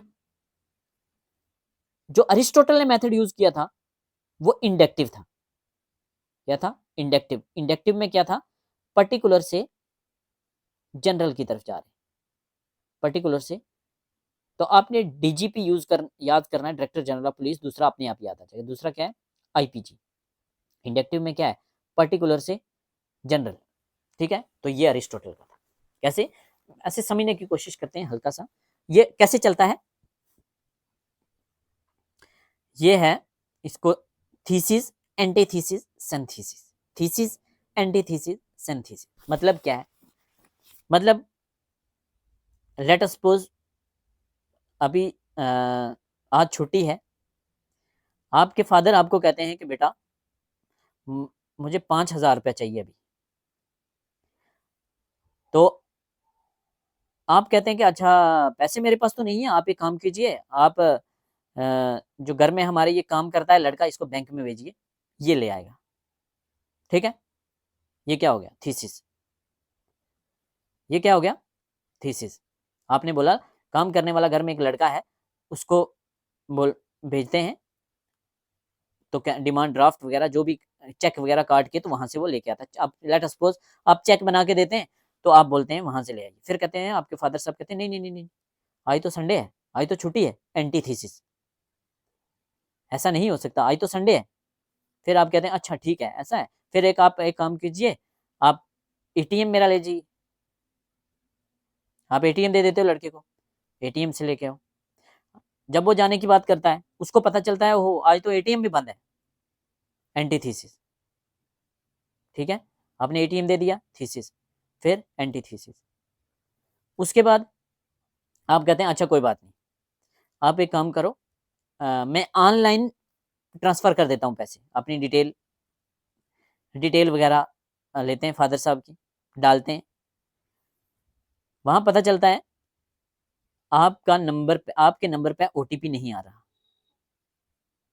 वो आपके नंबर पे ओटीपी नहीं आ रहा। उसके लिए फिर से बैंक जाना पड़ेगा, नंबर रजिस्टर करना पड़ेगा। फिर बात खत्म हो गई, एंटीथीसिस। फिर आप कहते हैं अच्छा कोई बात नहीं, कल मंडे है तो कल मंडे को मैं खुद जाता हूँ बैंक में। बैंक में जाके मैं ओटीपी नंबर भी रजिस्टर करवा देता हूँ और पैसे भी लेके आ जाता हूँ। तो सिंथेसिस, फाइनल कंक्लूजन पे पहुंच गए, ठीक है। थीसिस, एंटीथीसिस, सिंथेसिस, हर चीज में आप इसको अप्लाई कर सकते हो। जरा इजी एग्जांपल देने की मैंने कोशिश की है, ठीक है। चलिए आगे। प्लेटो जो थे वो आइडियलिस्ट थे, आइडियल बातें करते थे, इम्प्रैक्टिकल बातें करते थे। सब कुछ बढ़िया चाहिए इनको, यूटोपियन स्टेट चाहिए। आइडियलिस्ट थे। प्लेटो के लिए क्या है? What ought to rather than what is. क्या है से उनको मतलब नहीं है, क्या होना चाहिए। मतलब अभी क्या चल रहा है, क्या है वो नहीं, क्या होना चाहिए उस पर बात करते थे। इंपॉर्टेंट है, एग्जाम में पूछा जाता है। What ought to be means what should be, what should be rather than what is. क्या है नहीं चाहिए मुझे, मुझे चाहिए क्या होना चाहिए। प्लेटो यूटोपियन थिंकर थे। यूटोपियन थिंकर क्या होते हैं? थोड़ी इम्प्रैक्टिकल थिंकर, मीन्स ऐसी बातें करना जो पॉसिबल ही नहीं, एडवांस है। पॉसिबल हैं ऐसी बात नहीं है, लेकिन वक्त से बड़ी एडवांस है। रेडिकल थे या कंजर्वेटिव थे? तो प्लेटो रेडिकल थे। Very important. रेडिकल क्या होता है? प्रो चेंजर, जो चेंज पे विश्वास रखता हो, जल्दी जल्दी चेंज चाहिए। रेडिकल थे, प्रो चेंजर थे, रिवोल्यूशनरी थे प्लेटो। पीके रूल चाहिए था इनको, फिलोसफर किंग का रूल, आइडियल स्टेट चाहिए थी जहां सब बढ़िया चल रहा हो, यूटोपियन स्टेट चाहिए थी। बल्कि जो उनके स्टूडेंट को अगर कंपेयर करें अरिस्टोटल को, तो वो कंजर्वेटिव थे, प्रैक्टिकल बातें करते थे। जैसे जो इनकी स्टेट है अरिस्टोटल की, वो रियलिस्टिक स्टेट है, वेरी इंपॉर्टेंट। रियलिस्टिक स्टेट किसकी है? रियलिस्टिक स्टेट प्रैक्टिकल पे बेस्ड है, रूल ऑफ लॉ की बात करते हैं अरिस्टोटल। प्लेटो कहते हैं यूटोपियन स्टेट चाहिए मुझे, आइडियलिस्टिक स्टेट चाहिए मुझे, जहां सब बढ़िया चल रहा हो। Plato was looking for ahead of his times like MBT. MBT कौन है? मोहम्मद बिन तुगलक का नाम सुना है? 1330 के आसपास में, 1300 कुछ में रूल किया है इंडिया में। दिल्ली सल्तनत के तुगलक डायनेस्टी के रूलर थे मोहम्मद बिन तुगलक। तो इनकी सोच भी कुछ प्लेटो की तरह ही थी। क्यों? किस एंगल में हम कंपेयर कर रहे हैं? कहीं डिबेट पे मत आ जाना कि सर ये क्या बोल रहे हो। मोहम्मद बिन तुगलक ने इंडिया में टोकन करेंसी का कंसेप्ट लेके आए थे, जो मैं आप हम इंडिया में यूज करते हैं। 500 का नोट है, 1000 का नोट है, गांधी जी बने हुए हैं, आरबीआई का ठप्पा लगा हुआ है, टोकन करेंसी। क्या सच में जो ये 500 का नोट है इसकी वैल्यू है 500? डिमोनिटाइजेशन हो गया था, बैन कर दिए थे, बंद कर दिए गए थे, बैन नहीं, बंद कर दिए गए थे 500 और 1000 के नोट। तो उन 500 और 1000 के नोट की वैल्यू जीरो हो गई थी। उससे पहले क्या होता था? चांदी के सिक्के हैं, तो चांदी की जितनी वैल्यू है वो उस सिक्के की वैल्यू होगी। तो टोकन करेंसी में क्या है? स्टेट ने एक वैल्यू डाल दी, ये कागज है, इसके ऊपर 500 लिखा है तो 500, 1000 लिखा है तो 1000। लेकिन ये कंसेप्ट इंडिया में लेके आए मोहम्मद बिन तुगलक, बट अपने टाइम से बड़ा एडवांस था, और इसको लोग बोलने लगे पगला सुल्तान या वाइस फूल, अकलमंद पागल, अजीब अजीब नाम देने लगे। तो टोकन करेंसी का कंसेप्ट वापस कर लिया गया। मींस एडवांस बात की थी। अब उसके बाद आज देख लो ना, टोकन करेंसी का वक्त है जो मैं हम आप जेब में लेके चलते हैं। तो ऐसे प्लेटो मींस बड़ी एडवांस बात करते थे। प्लेटो ने डायलेक्टिक्स मेथड जो यूज किया था, सॉक्रेट का मेथड था बेसिकली। तो डायलेक्टिक्स को क्वेश्चन पूछा जाता है और किस किसने ये मेथड यूज किया है? डायलेक्टिक्स सॉक्रेट ने यूज किया। सॉक्रेट से किसने लिया? प्लेटो ने लिया। प्लेटो ने डिडक्टिव मेथड यूज किया। उसके बाद ये मेथड बड़े लेवल पे यूज किया हेगल ने। हेगल ने प्लेटो से नहीं लिया, हेगल ने ये लिया था सॉक्रेट से। क्वेश्चन पूछा गया है हेगल ने कौन सा मेथड यूज किया? डायलेक्टिक मेथड यूज किया। किससे लिया था? तो लिया था इन्होंने सॉक्रेट से। और हेगल से बाद में ये मेथड लिया था किसने? Karl Marx. तो डायलेक्टिक्स को यूज करने वाले कौन कौन से आदमी थे? एक्सटेंसिव यूज किया है हेगल ने, उससे पहले सॉक्रेट ने, प्लेटो ने और कार्ल मार्क्स ने। ठीक है, चलिए आगे।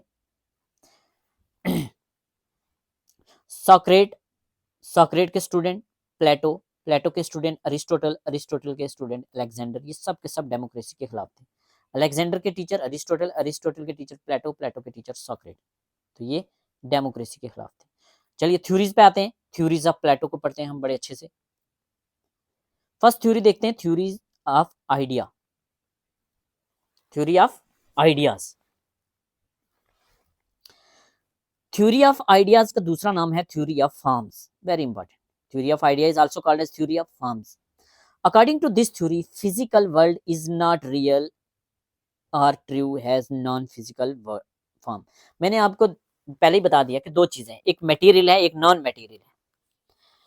एक फिजिकल वर्ल्ड है, एक नॉन फिजिकल वर्ल्ड है। मीन्स जिसको हम टच कर सकते हैं, आपके आगे फोन पड़ा हुआ है, ये फिजिकल है। मैं और आप कम्युनिकेट कर रहे हैं फोन के थ्रू, मैं पढ़ा रहा हूं, आप सुन रहे हैं, मेरे पास भी फोन है, आपके पास भी फोन है, मटेरियल चीज है, मटेरियल, ये मटेरियल ऑब्जेक्ट है। लेकिन इसके बीच में एक non material, non physical form जा रही है, जो कि आइडिया है, जो मैं पढ़ा रहा हूं आप तक पहुंच रहा है, नॉलेज है, आइडिया है। ये क्या है? ये नॉन फिजिकल है। समझ गए ना? थ्योरी मैंने पढ़ाई, आप तक पहुंच रही है, नॉन फिजिकल। फिजिकल फोन था, कंप्यूटर हो सकता है, कल को कोई और चीज आ जाएगी, फिजिकल चीज बदलती रहेगी। मतलब जैसे पहले मैंने अब एग्जांपल दिया आपको लेटर की, लेटर से टेलीफोन आया, टेलीफोन से छोटा फोन आया, एंड्रॉइड आया, तो आज तो एडवांस टेक्नोलॉजी आ गई। तो physical world is not real, physical world real नहीं है, मीन्स ट्रू नहीं है। नॉन फिजिकल जो कि आइडियाज है, नॉलेज है जो मेरे और आप में शेयर हो रही है, यही रियल है। मोस्ट एक्यूरेट रियलिटी क्या है? Ideas. Plato theories of idea influence हुई थी किससे? सोक्रेट से, सोक्रेट की थ्योरी ऑफ नॉलेज से, ठीक है, थ्योरी ऑफ नॉलेज थी ना सोक्रेट की, तो उससे इन्फ्लुएंस होके इन्होंने थ्योरी ऑफ आइडियाज दी थी। पीछे भी आइडियाज की बात करते हैं, किस किस का मिक्सचर करते हैं वो आप मुझे कमेंट सेक्शन में बताएंगे, आइडियाज की बात कौन कौन कर रहा था। आइडिया ही परमानेंट है, ठीक है। तो नॉन फिजिकल फॉर्म है आइडिया, ये परमानेंट है, ये इंपॉर्टेंट है, नॉलेज इंपॉर्टेंट है। इसको एक्सप्लेन करते हैं एलिगोरी ऑफ केव्स के through. What is allegory of caves, अभी समझते हैं। एलिगोरी ऑफ केव्स, तो थ्योरी ऑफ आइडिया क्या कहती है? थ्योरी ऑफ फॉर्म है ये कि फिजिकल वर्ल्ड रियल नहीं है, रियल है अगर तो नॉन फिजिकल वर्ल्ड मतलब आइडिया, ठीक है।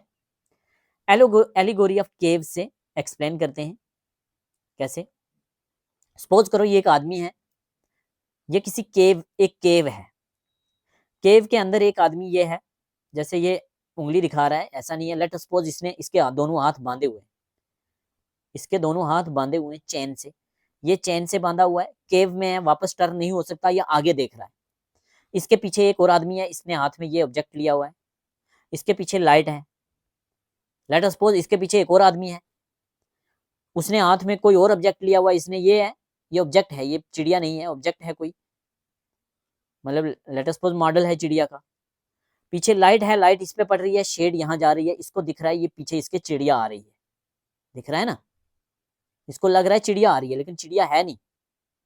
क्या कहते हैं प्लेटो?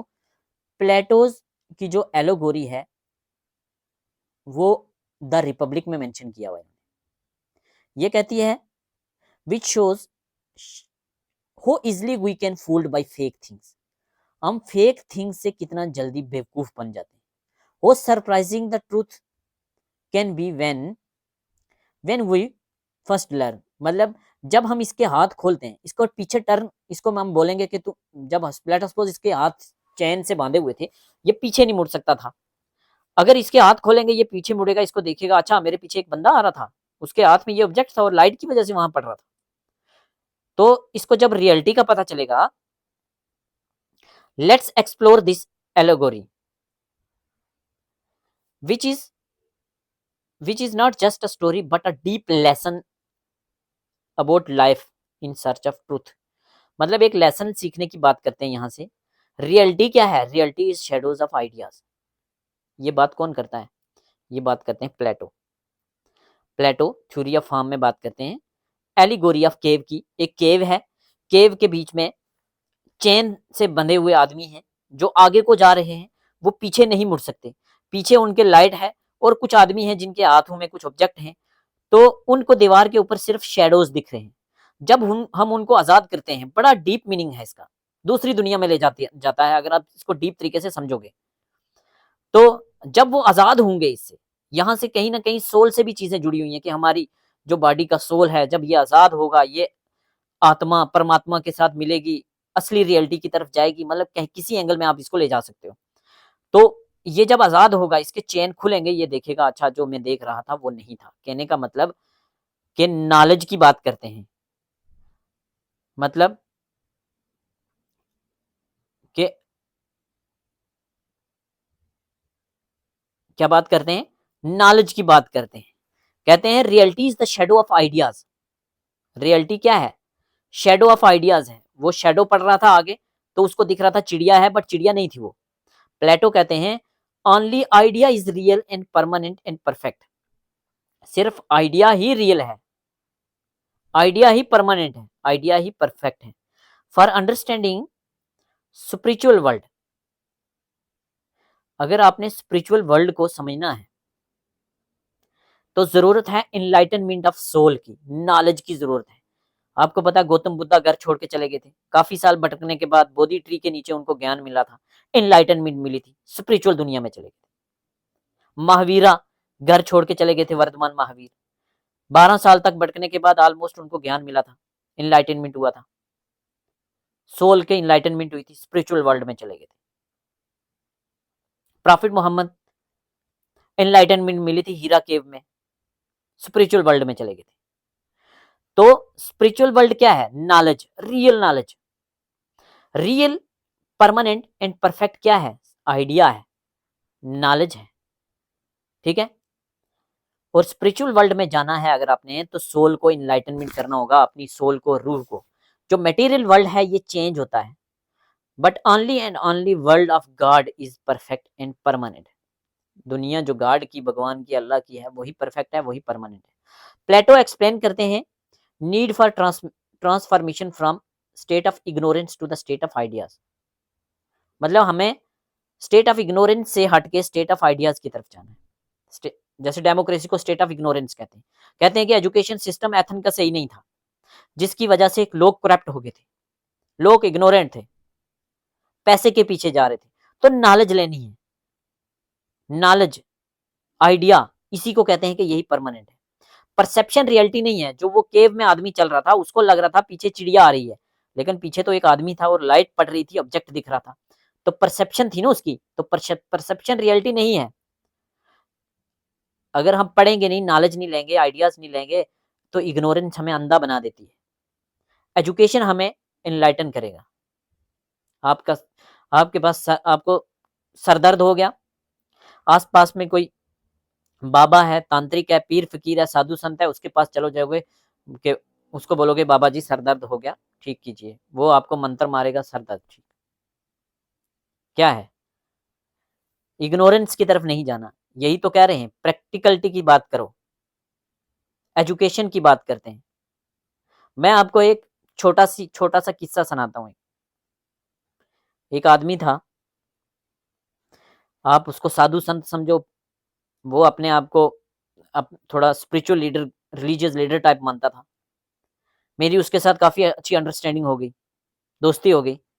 वो क्या करता था, वो एक पानी की बाटल में, बिस्लरी की पानी की बाटल में कुछ मंत्र मार के, कोई हिम आयत या कुछ पढ़ के देता था और बोलता था 11 दिनों के लिए ये पियो, आपको आप जो एडिक्ट थे अल्कोहल के, शराब के, वो शराब छोड़ देंगे 11 दिन में। और मैंने देखा बहुत सारे लोगों ने शराब छोड़ दी। जब मेरी उसके साथ दोस्ती होगी काफी ज्यादा, तो मैंने पूछा कि भाई आप ये कैसे करते हो, मुझे भी सिखाओ, क्या है, ऐसा क्या कर रहे हो इसमें जो ये शराब छोड़ रहे हैं। तो वो बोलने लगा कि भाई मैं कुछ नहीं करता, मैं सिर्फ नॉर्मल पानी देता हूँ, थूक देता हूँ उसमें, और कुछ नहीं कर रहा। ये हम बोलना नहीं चाहिए। मतलब उन्होंने बोला कुछ नहीं करता, मैं बस कुछ ऐसे बाटल दे देता हूँ और इतना डरा देता हूँ कि अगर ये पियोगे बर्बाद हो जाओगे। तो उस चीज पर यकीन कर लेते हैं लोग। मतलब एजुकेशन पे फोकस करो, प्रैक्टिकल। उसके पीछे लॉजिक क्या था? कुछ लॉजिक नहीं था। तो बात करते हैं किस पे? प्लेटो आइडियाज की बात करते हैं, नॉलेज की बात करते हैं, वर्चू की बात करते हैं, एजुकेशन की बात करते हैं। एजुकेशन ही इनलाइटन करेगा, ठीक है। जैसे मैंने एग्जांपल दी महावीरा की, मैंने एग्जांपल दी गौतम बुद्धा की, प्रॉफिट मोहम्मद की, ठीक है। तो हमने पढ़ी theory of ideas. Idea permanent है, बाकी कुछ परमानेंट नहीं है। एलिगोरी ऑफ केव्स की वो स्टोरी बताते हैं और कैसे एक्सप्लेन करते हैं कि हम बेवकूफ बनते रहते हैं फेक चीजों से, परसेप्शन सही नहीं है। रियलिटी क्या है? वो शेडो है आइडियाज का, ठीक है। नेक्स्ट चलते हैं, थ्योरी ऑफ सोल्स की बात करते हैं। Theory of souls, theory of souls को कहते हैं also called as myth of metal. तो कौन सी थ्योरी है प्लेटो की जिसको मिथ ऑफ मेटल्स भी कहा जाता है? तो Plato's theory of soul was inspired by teaching of Socrates and Pythagoras. Pythagoras से क्या लिया था उन्होंने? ट्रांसफर ऑफ सोल की बात करते थे। और अगर पूछा जाए कि थ्योरी ऑफ सोल किसकी है? प्लेटो की है। कहाँ बात की है? The justice, the Republic concerning justice book में है। मिथ ऑफ मेटल भी कहते हैं इसको। सोक्रेट से इंस्पायर होके इन्होंने ये थ्योरी दी। बड़ी इजी है, वीडियो एंड तक जरूर देखना। कहते हैं कि every human has a soul. हर इंसान के अंदर सोल है, रूह है, ठीक है। लेकिन ये सोल इक्वल नहीं है एज पर प्लेटो। हर इंसान के अंदर सोल है, सोल इक्वल नहीं है। ये बात करते हैं, कंसेप्ट देते हैं ट्राइपार्टाइट्स सोल का। ट्राईपार्टाइट सोल का कंसेप्ट कौन देता है? प्लेटो। कहते हैं हर बंदे के, हर इंसान के अंदर सोल है, लेकिन सोल इक्वल नहीं है। ट्राईपार्टाइट का कंसेप्ट देते हैं। ट्राईपार्टाइट मतलब एक सोल के 3 एलिमेंट्स हैं, 3 एलिमेंट्स हैं सोल के, very important. The reason, the courage, the appetite. Reason, courage, appetite, RCA, very important, याद रखना है आपने। क्वेश्चन बनेंगे यहां से। सोल इक्वल है एज पर प्लेटो? नहीं, सोल इक्वल नहीं है, सोल ट्राईपार्टाइट है। सोल के 3 पार्ट्स हैं, कौन कौन से? रीजन, करेज और एपेटाइट। क्या है रीजन? रीजन मतलब, रीजन का मतलब है विजडम। कुछ लोग ऐसे हैं जिनके पास विजडम है, जिनके पास नॉलेज ज्यादा है। कुछ लोग ऐसे हैं जिनके पास विजडम ज्यादा है, जिनके पास नॉलेज ज्यादा है, उनको हम कहेंगे मैन ऑफ गोल्ड। उनको कहेंगे मैन ऑफ गोल्ड। यहाँ हायरार्की का कंसेप्ट ला रहे हैं प्लेटो। और जो मैन ऑफ गोल्ड होंगे, जिनके पास रीजन ज्यादा है, जिनके पास विजडम है, जिनके पास नॉलेज है, वो जाएंगे रूलिंग क्लास में और वही बनेंगे पीके, फिलोसफर किंग। और फिलोसफर किंग जो है वो रूल ऑफ लॉ के साथ गवर्न करेगा किसको? गवर्नमेंट चलाएगा किसकी? एथेन की। ठीक है। दूसरे होंगे करज। दूसरे लोग होंगे जिनके सोल में है करज।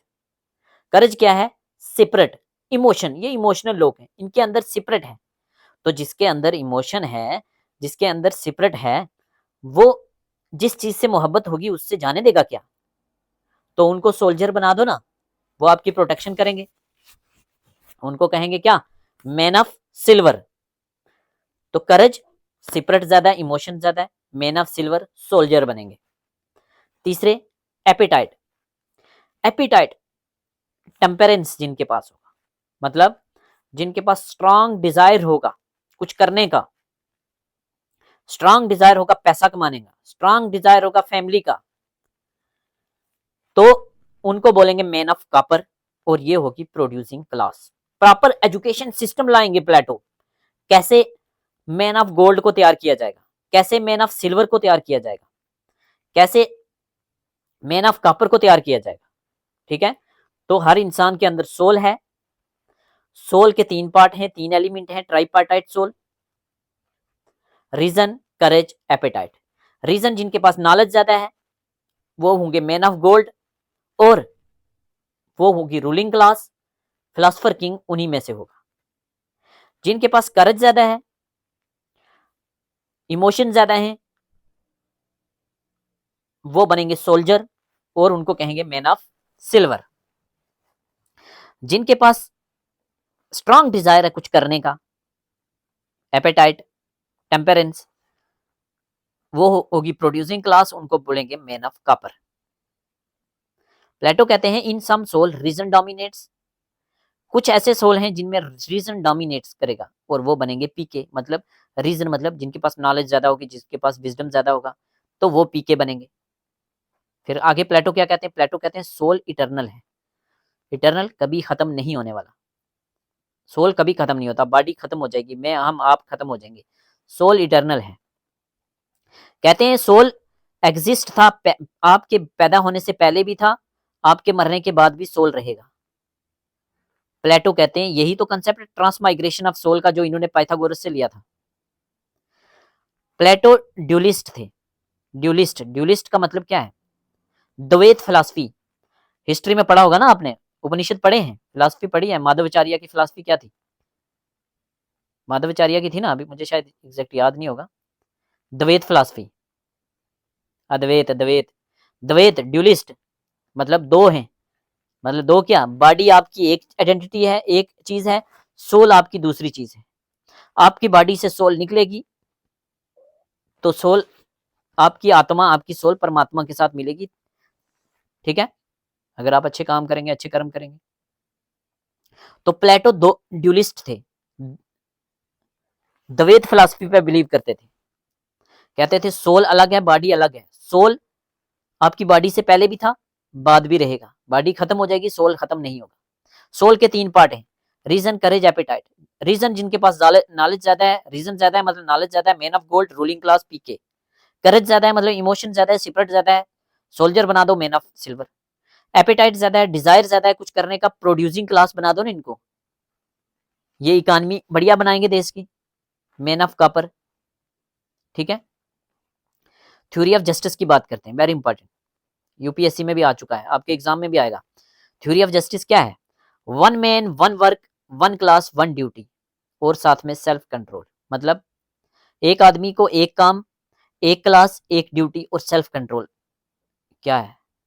एक आदमी है ना, मतलब man of gold ruling class में रहेंगे, ब्यूरोक्रेसी में रहेंगे। Courage man of silver soldier class में रहेंगे। सोल्जर वाले ऊपर वालों को दखल अंदाजी नहीं करेंगे, ये नीचे वालों की नहीं करेंगे। तो वन जो सबसे एंड वाले हैं वो प्रोड्यूसिंग क्लास में रहेंगे, वो अपना काम करेंगे। आपस में सब में जस्टिस होगा, ठीक है। सब मैन ऑफ गोल्ड को इक्वल ट्रीट किया जाएगा, सब मैन ऑफ सिल्वर को इक्वल ट्रीट किया जाएगा, सब मैन ऑफ कॉपर को इक्वल ट्रीट किया जाएगा। बट मैन ऑफ कॉपर और मैन ऑफ सिल्वर को डिफरेंटली ट्रीट किया जाएगा, मैन ऑफ गोल्ड और मैन ऑफ सिल्वर को डिफरेंटली ट्रीट किया जाएगा। तो one man one work one class one duty और self control, theory of justice of Plato. Plato attached greater importance of concept of justice is evident from the fact that subtitle in his book Republic concerning justice, मतलब justice को बड़ी importance देते हैं प्लेटो, अपनी book का नाम ही रख देते हैं concerning justice. Plato's idea of justice is link to performance as duty. अगर आप अपनी ड्यूटी ईमानदारी से निभा रहे हो तो आप जस्ट हो। मतलब मैन ऑफ सिल्वर अपना काम कर रहे हैं सोल्जर का, तो जस्टिस। पीके अपना काम कर रहा है philosopher king, ruling class bureaucracy, तो जस्टिस। प्रोड्यूसिंग क्लास अपनी काम कर रही है, तो जस्टिस। प्लेटो कहते हैं, प्लेटो का justice deal with duty. Justice source of virtue है।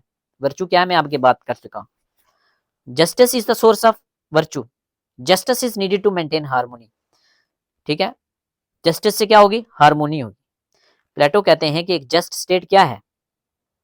जिसमें पीएचई हो, पब्लिक हेल्थ इंजीनियरिंग पीएचई नहीं, पीएचई हो, जिसमें पीस हो, जिसमें हार्मोनी हो, जिसमें एक्सीलेंस हो। वेरी इंपॉर्टेंट, ठीक है। जिसमें पीस हो, हार्मोनी हो, एक्सीलेंस हो, वो स्टेट जस्ट स्टेट है। और जस्ट सोल कौन सा है? मतलब जस्ट सोल मतलब जस्ट इंसान, justice, just means justice. RCA की बात करते हैं ना, 3 एलिमेंट है, रीजन, करेज और एपेटाइट। तो जस्ट सोल वो है जिसमें रीजन डोमिनेट कर रहा है करेज और एपेटाइट से। हर इंसान के अंदर करेज भी है, एपेटाइट भी है, रीजन भी है। तो जिसमें रीजन ज्यादा है तो वह जस्ट सोल है, तभी तो वो फिलोसफर किंग बनेगा और सबको जस्टिस देगा। ठीक है। He stated that all 3 elements perform their own task.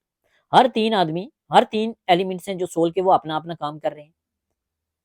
इनमें फंक्शनल स्पेशलाइजेशन है। Each category of person assign a task to which they are naturally suited. जो नेचुरली सूटेड है, ठीक है। फिलोसफर किंग की क्लास के बच्चे का भी आगे जाके कहीं नीचे भी आ सकते हैं, मतलब कॉपर में भी जा सकते हैं या सिल्वर में भी जा सकते हैं। एजुकेशन सिस्टम उनको वहां तक पहुंचाएगा। आगे बात करेंगे क्या एजुकेशन सिस्टम था। तो फंक्शनल स्पेशलाइजेशन, वन वर्क की बात कर रहा है ना। ईच पर्सन, हर पर्सन को एक टास्क मिलेगा जो उस पर सूट है। नॉन इंटरफेरेंस, एक क्लास दूसरे क्लास के काम में इंटरफेयर नहीं करेगी।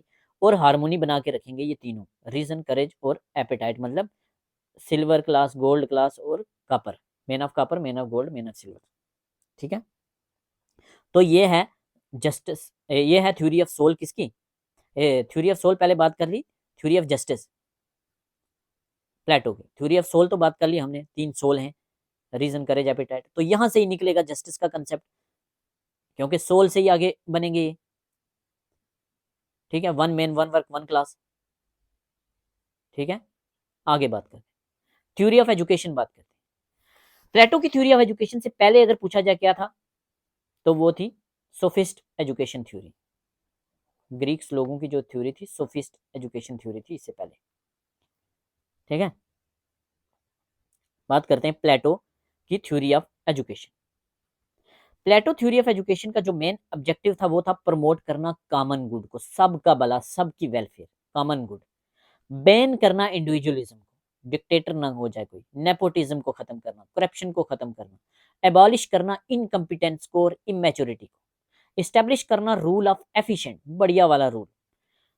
प्लेटो बिलीव करते हैं कि एजुकेशन एसेंशियल है, जरूरी है for creating a perfect and eradicating evil. मतलब अगर सोसाइटी से गलत चीज को हटाना है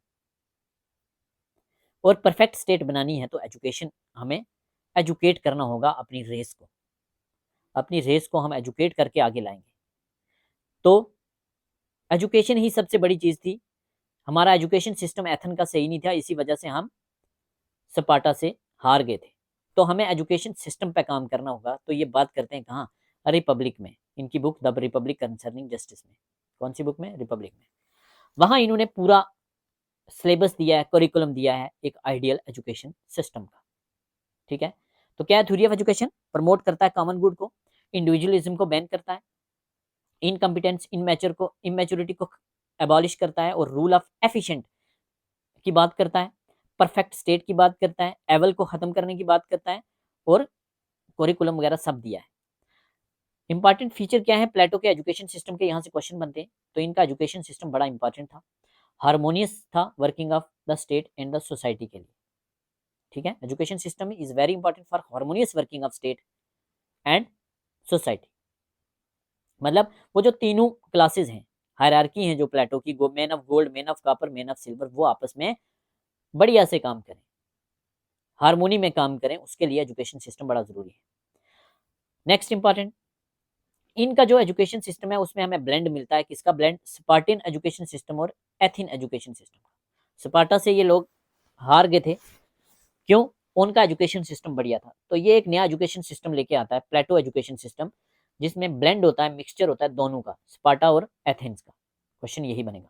focus spiritual qualities of soul पे भी फोकस किया जाता है। अभी मैंने बात की ना दो सोल की, आत्मा परमात्मा की, रिलेशन ऑफ सोल की बात करते हैं, आइडियल स्टेट की बात भी करते हैं। एक आइडियल स्टेट हो जहां सब बढ़िया है। स्पिरिचुअल क्वालिटीज ऑफ सोल की बात करते थे इनके एजुकेशन में, बिल्कुल करते थे। ठीक है, स्टेट कंट्रोल एजुकेशन सिस्टम होगा, गवर्नमेंट कंट्रोल करेगी पूरे तरीके से एजुकेशन सिस्टम को।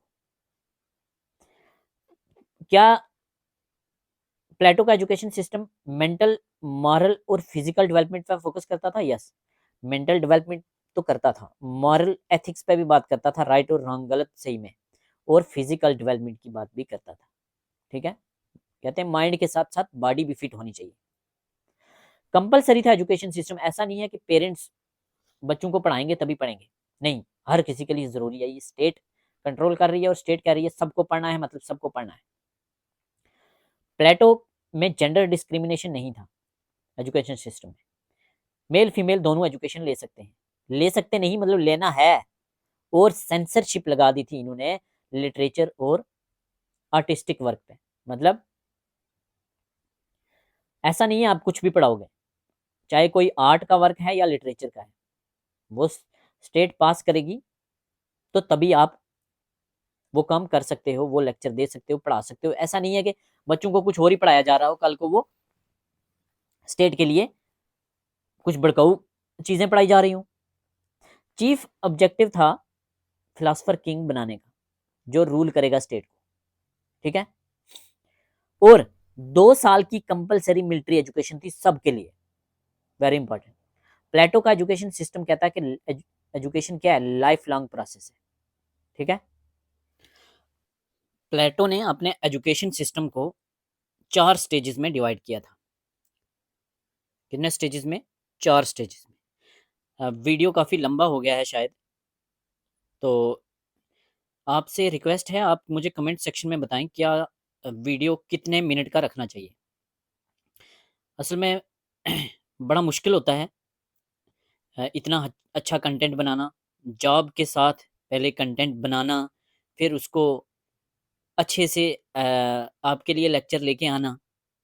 मेरा एम सिर्फ एक ही है कि पॉलिटिकल साइंस में कितने स्टूडेंट हैं, कितनी सीट्स हैं? 49 है ना।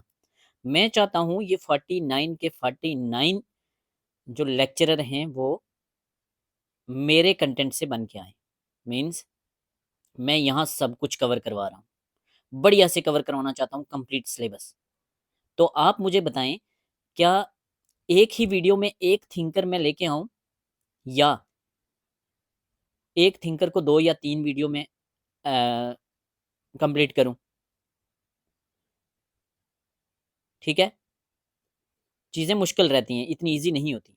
या अगर क्वालिटी चाहिए तो वीडियो लंबी तो होगी। तो अगर मैं व्यूज के लिए काम करूं तो फिर तो बीच बीच में मोटी मोटी चीजें बता दूंगा जैसे सब करते हैं, तो मैं चीजें डिटेल में लेके चल रहा हूँ। तो प्लेटो के जो स्टेजेस ऑफ एजुकेशन थे, एजुकेशन सिस्टम में जो स्टेजेस थे वो प्लेटो ने 4 स्टेज में एजुकेशन को डिवाइड किया था। कौन कौन से?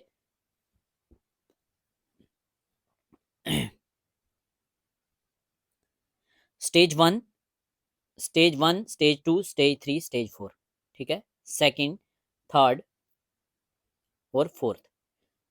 फर्स्ट स्टेज जो थी प्लेटो की वो थी 0 से लेके 18 ईयर्स तक। यहां से क्वेश्चन बनेंगे। स्टेज 1 कहां से कहां तक थी? 0 से 18 तक। स्टेज सेकंड 18 से 20 तक। यहां से 2-3 क्वेश्चन बनते हैं। और फिर उसके बाद 20 से लेके 35 तक वो देते थे हायर एजुकेशन, और 35 से 50 तक प्रैक्टिकल ट्रेनिंग। तो आपको ऐसे ही याद रखना है। अलग अलग बुक्स में अलग अलग भी दिया हुआ है, बट आपको ये याद रखना है। फर्स्ट स्टेज 0 से 18, सेकंड 18 से 20, फिर 20 से 35 और 35 से 50, 0 से 18, 18 से 20, 20 से 35, 35 से 45। लास्ट वाले में प्रैक्टिकल ट्रेनिंग दी जाती थी। 20 से 35 में हायर एजुकेशन, जैसे हमारे यहाँ भी होता है। और फिर एक एक को जान लेते हैं। तो स्टेज 1 0 से 18, इसमें दी जाती थी चिल्ड्रंस को प्राइमरी एजुकेशन। ये प्राइमरी स्टेज और सेकेंडरी स्टेज दो में डिवाइड था। प्राइमरी स्टेज में क्या था? म्यूजिक सिखाया जाता था, वेरी इंपॉर्टेंट। म्यूजिक किसमें सिखाया जाता था पूछा जाएगा।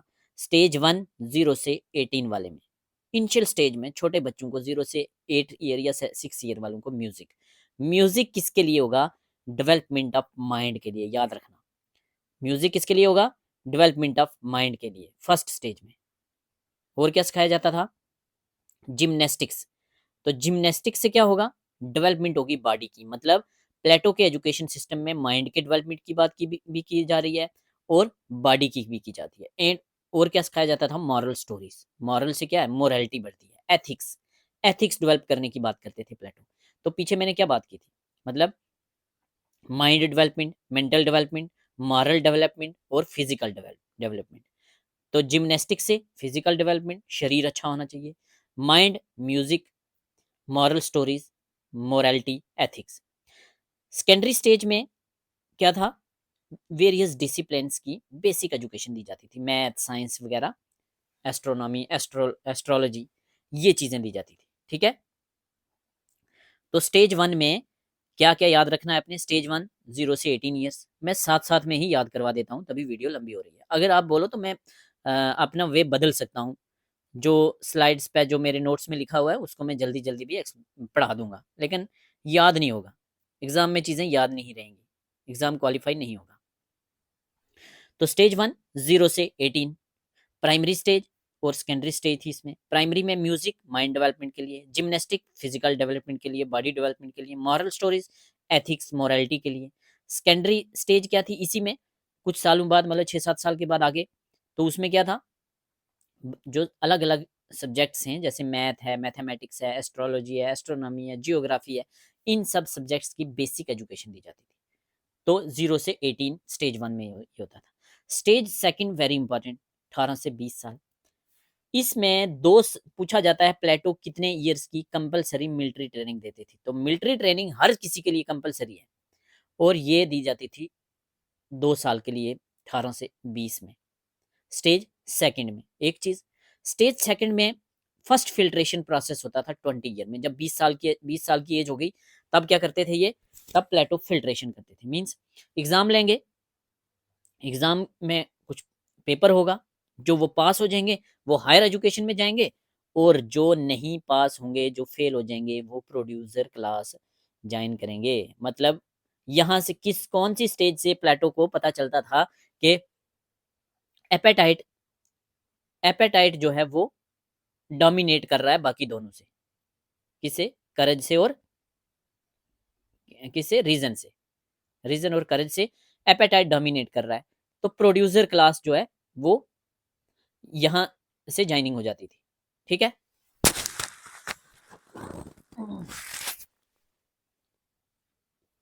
स्टेज सेकंड 18 से 20 फर्स्ट सवाल, कंपलसरी मिलिट्री एजुकेशन 2 साल की। सेकंड सवाल, फर्स्ट फिल्ट्रेशन कब होता था? 20 साल की एज में होता था। और प्रोड्यूसर क्लास यहां से ज्वाइन हो जाती थी, एपेटाइट जिनके पास ज्यादा था। ठीक है, अब आगे दो क्लासेस जो बच गई हैं हमारी, कौन सी? मैन ऑफ रीजन वाली और करेज वाली, उनके बारे में देखते हैं। 20 से 35 साल, 20 से 35 ईयर्स तक हायर एजुकेशन सिखाई जाती थी, जिसमें 20 से 30 ईयर तक मैथमेटिक्स, एस्ट्रोनॉमी, लॉजिक्स और अदर साइंस, जिसमें ज्योमेट्री बड़ी इंपॉर्टेंट थी। ठीक है, ज्योमेट्री कहां से ली थी? कंसेप्ट पाइथागोरस से। ठीक है, मैथमेटिक्स, एस्ट्रोनॉमी, लॉजिक्स, बाकी सब साइंस और ज्योमेट्री। कब? 20 से 30 साल में। और 30 ईयर में सेकंड फिल्ट्रेशन होगी। 30 ईयर्स की एज में सेकंड फिल्ट्रेशन होगी, very important. At 30 years who have capacity for logic would continue, जिनके पास लॉजिक ज्यादा होगा, रीजनिंग ज्यादा होगी, रीजन ज्यादा होगा, वो आगे एजुकेशन कंटिन्यू करेंगे और दूसरी क्लास जो है वो ज्वाइन करेगी सोल्जर, वो बन जाएगी सोल्जर। ठीक है, उनमें क्या है? इमोशंस ज्यादा है, करेज ज्यादा है। ठीक है, और 30 से 35 ईयर में क्या करेंगे प्लेटो? डायलेक्टिक मेथड यूज करेंगे, डिबेट एंड डिस्कशन का, जनरल से पर्टिकुलर, और आगे लेके जाएंगे स्टूडेंट्स को। कहाँ? फाइनल स्टेज में, जो कि 35 से 50 ईयर तक चलेगी। फर्स्ट में क्या था? जिम्नास्टिक, म्यूजिक, मॉरल और छोटे मोटे डिसिप्लिन। सेकंड में मिलिट्री एजुकेशन जरूरी है और पैरा फिल्ट्रेशन है। 20 साल की एज में प्रोड्यूसर क्लास ज्वाइन कर रहे हैं, जो इस स्टेज में फेल हो जाएगी। जो पास हो जाएंगे वो आगे जाएंगे। पास में से 20 से 30 साल के बीच में सारे सब्जेक्ट ऑलमोस्ट पढ़ाए जाएंगे, ज्योमेट्री वगैरह सब पढ़ाई जाएगी। और 30 साल में आपका सेकंड फिल्ट्रेशन, सेकंड एग्जाम होगा। जो इसमें से पास हो जाएंगे, मतलब वो जाएंगे आगे, जिनके पास क्या होगा? रीजन ज्यादा होगा, जो रीजन डोमिनेट करेंगे वो क्लास जाएगी आगे, नॉलेज वाले आगे जाएंगे, आइडियाज वाले आगे जाएंगे। यहाँ डायलेक्टिक मेथड यूज किया जाएगा उनको आगे लेने के लिए। ठीक है, और जो फेल हो गए वो ज्वाइन करेंगे कौन सी? सेकंड क्लास, सोल्जर बन जाएंगे। कौन? थर्ड। एक क्लास बच गई ना, फिलोसफर किंग वाली, मैन ऑफ गोल्ड वाली। तो प्रैक्टिकल ट्रेनिंग दी जाएगी। अब थ्योरी खत्म, अब सिर्फ प्रैक्टिकल्स होंगे वेरियस सब्जेक्ट्स के। तो प्रैक्टिकल ट्रेनिंग दी जाएगी 35 से 50 में। तो जब 50 ईयर का कोई इंसान बन जाएगा तो वो एलिजिबल हो जाएगा फिलोसफर किंग के लिए। डायलेक्टिक मेथड का यूज होगा, तो जो एंड तक पहुंचेगा फिलोसफर किंग वही बनेगा। 50। प्लेटो के एजुकेशन सिस्टम में फिलोसफर किंग किस एज में बनता है? तो 50 ईयर्स में। फिलोसफर किंग के लिए प्रैक्टिकल ट्रेनिंग कितने साल की जरूरी है? तो 15 साल की, 35 से 50। ठीक है, चलिए आगे। एजुकेशन सिस्टम हमने देख लिया, क्या इसके कुछ क्रिटिसिज्म थे? क्या एडमिनिस्ट्रेशन के बारे में कहीं सुना है आपने जो अभी मैंने पढ़ाया? No administration education. एडमिनिस्ट्रेशन पे प्लेटो ने फोकस नहीं किया, जैसे हमारे अर्थशास्त्र में चाणक्य ने एडमिनिस्ट्रेशन पे बहुत ज्यादा फोकस किया है। तो प्लेटो ने एडमिनिस्ट्रेशन की तरफ ध्यान नहीं दिया। प्लेटो कहते हैं कि पीके जो है फिलोसफर किंग सिर्फ 15 साल के लिए रूल करेगा। 50 साल तक उसने घीस लिया अपने पढ़ाई में, इतनी मेहनत करने में, तो अब सिर्फ 15 साल के लिए रूल। तो ये चीजें कुछ पसंद नहीं आई लोगों को, क्रिटिसाइज किया कुछ थिंकर्स ने। His education concept was contrary to human philosophy. तो ह्यूमन फिलोसफी के अपोजिट था उसका एजुकेशन सिस्टम। जो ये वेरियस क्लासेस हैं, gold, man of gold, man of silver, man of copper, इनके बीच में कोई रिलेशनशिप नहीं दिखा, कोई रिलेशनशिप नहीं था। हार्ड रियलिटीज ऑफ लाइफ को इसका एजुकेशन सिस्टम डील नहीं कर पाता था, और लाइफ लॉन्ग प्रोसेस था, पूरी जिंदगी पढ़ते रहो। कहते हैं कि इसका एजुकेशन जो है वो गार्डियन क्लास पे कुछ ज्यादा नहीं फोकस किया हो रहा, सोल्जर पे फोकस कर रहे हैं ज्यादा, रूलर्स पे फोकस कर रहे हैं, ब्यूरोक्रेट्स पे कर रहे हैं, जो कॉमन मासेस हैं उनको जल्दी साइड किया जा रहा है। अपर क्लास को ये ज्यादा इंपॉर्टेंट देते थे। कहते हैं कि प्लेटो खुद अपर क्लास से बिलोंग करते थे, इसीलिए ज्यादा अपर क्लास पे फोकस कर रहे हैं। सेंसरशिप ला दी थी इन्होंने, क्या पढ़ाना है क्या नहीं पढ़ाना, आर्ट में क्या चीजें क्या मतलब किस चीज पे, आर्ट में, लिटरेचर में कौन सी चीज को लेके आगे चलना है वो स्टेट डिसाइड करेगी। ठीक है, कौन से स्किल डेवलप करने हैं स्टेट डिवाइड करेगी। और डेमोक्रेटिक आइडियोलॉजी के टोटली खिलाफ था। तो ये क्रिटिसिज्म है कुछ, इससे एग्जाम में क्या पूछे जा सकता है? एक सेंसरशिप, गार्डियन क्लास पे फोकस करता था, अपर क्लास पे फोकस करता था, नॉन डेमोक्रेटिक था, लाइफ लॉन्ग प्रोसेस था। तीनों क्लासेस में कोई रिलेशनशिप नहीं था, 15 साल के लिए था फिलोसफर किंग। एडमिनिस्ट्रेशन पे तो बिल्कुल फोकस नहीं था, ठीक है, और ह्यूमन फिलोसफी के अपोजिट था। चलिए आगे, theory of communism. Theory of communism, communism का मतलब क्या है? कार्ल मार्क्स का कंसेप्ट है ना communism, means means of production common है। कॉमन मतलब सबके हैं, मतलब ये रोड है तो ये सबकी रोड है, ये हॉस्पिटल है सरकारी तो सबके हैं, कोई भी इलाज करवा सकता है, रेलवे है तो सबकी है। तो कॉमनिज्म मतलब जब ओनरशिप सबकी हो, सरकारी हो, सब चीजें, ठीक है। थ्योरी ऑफ कम्युनिज्म किसकी है? प्लेटो की है। प्लेटोज थ्योरी ऑफ कम्युनिज्म किन चीजों पर बात करते हैं? वेरी इंपॉर्टेंट, यहाँ से क्वेश्चन बनते हैं, 4-5 क्वेश्चन है, बड़े इंपॉर्टेंट कंसेप्ट को अच्छे से समझना।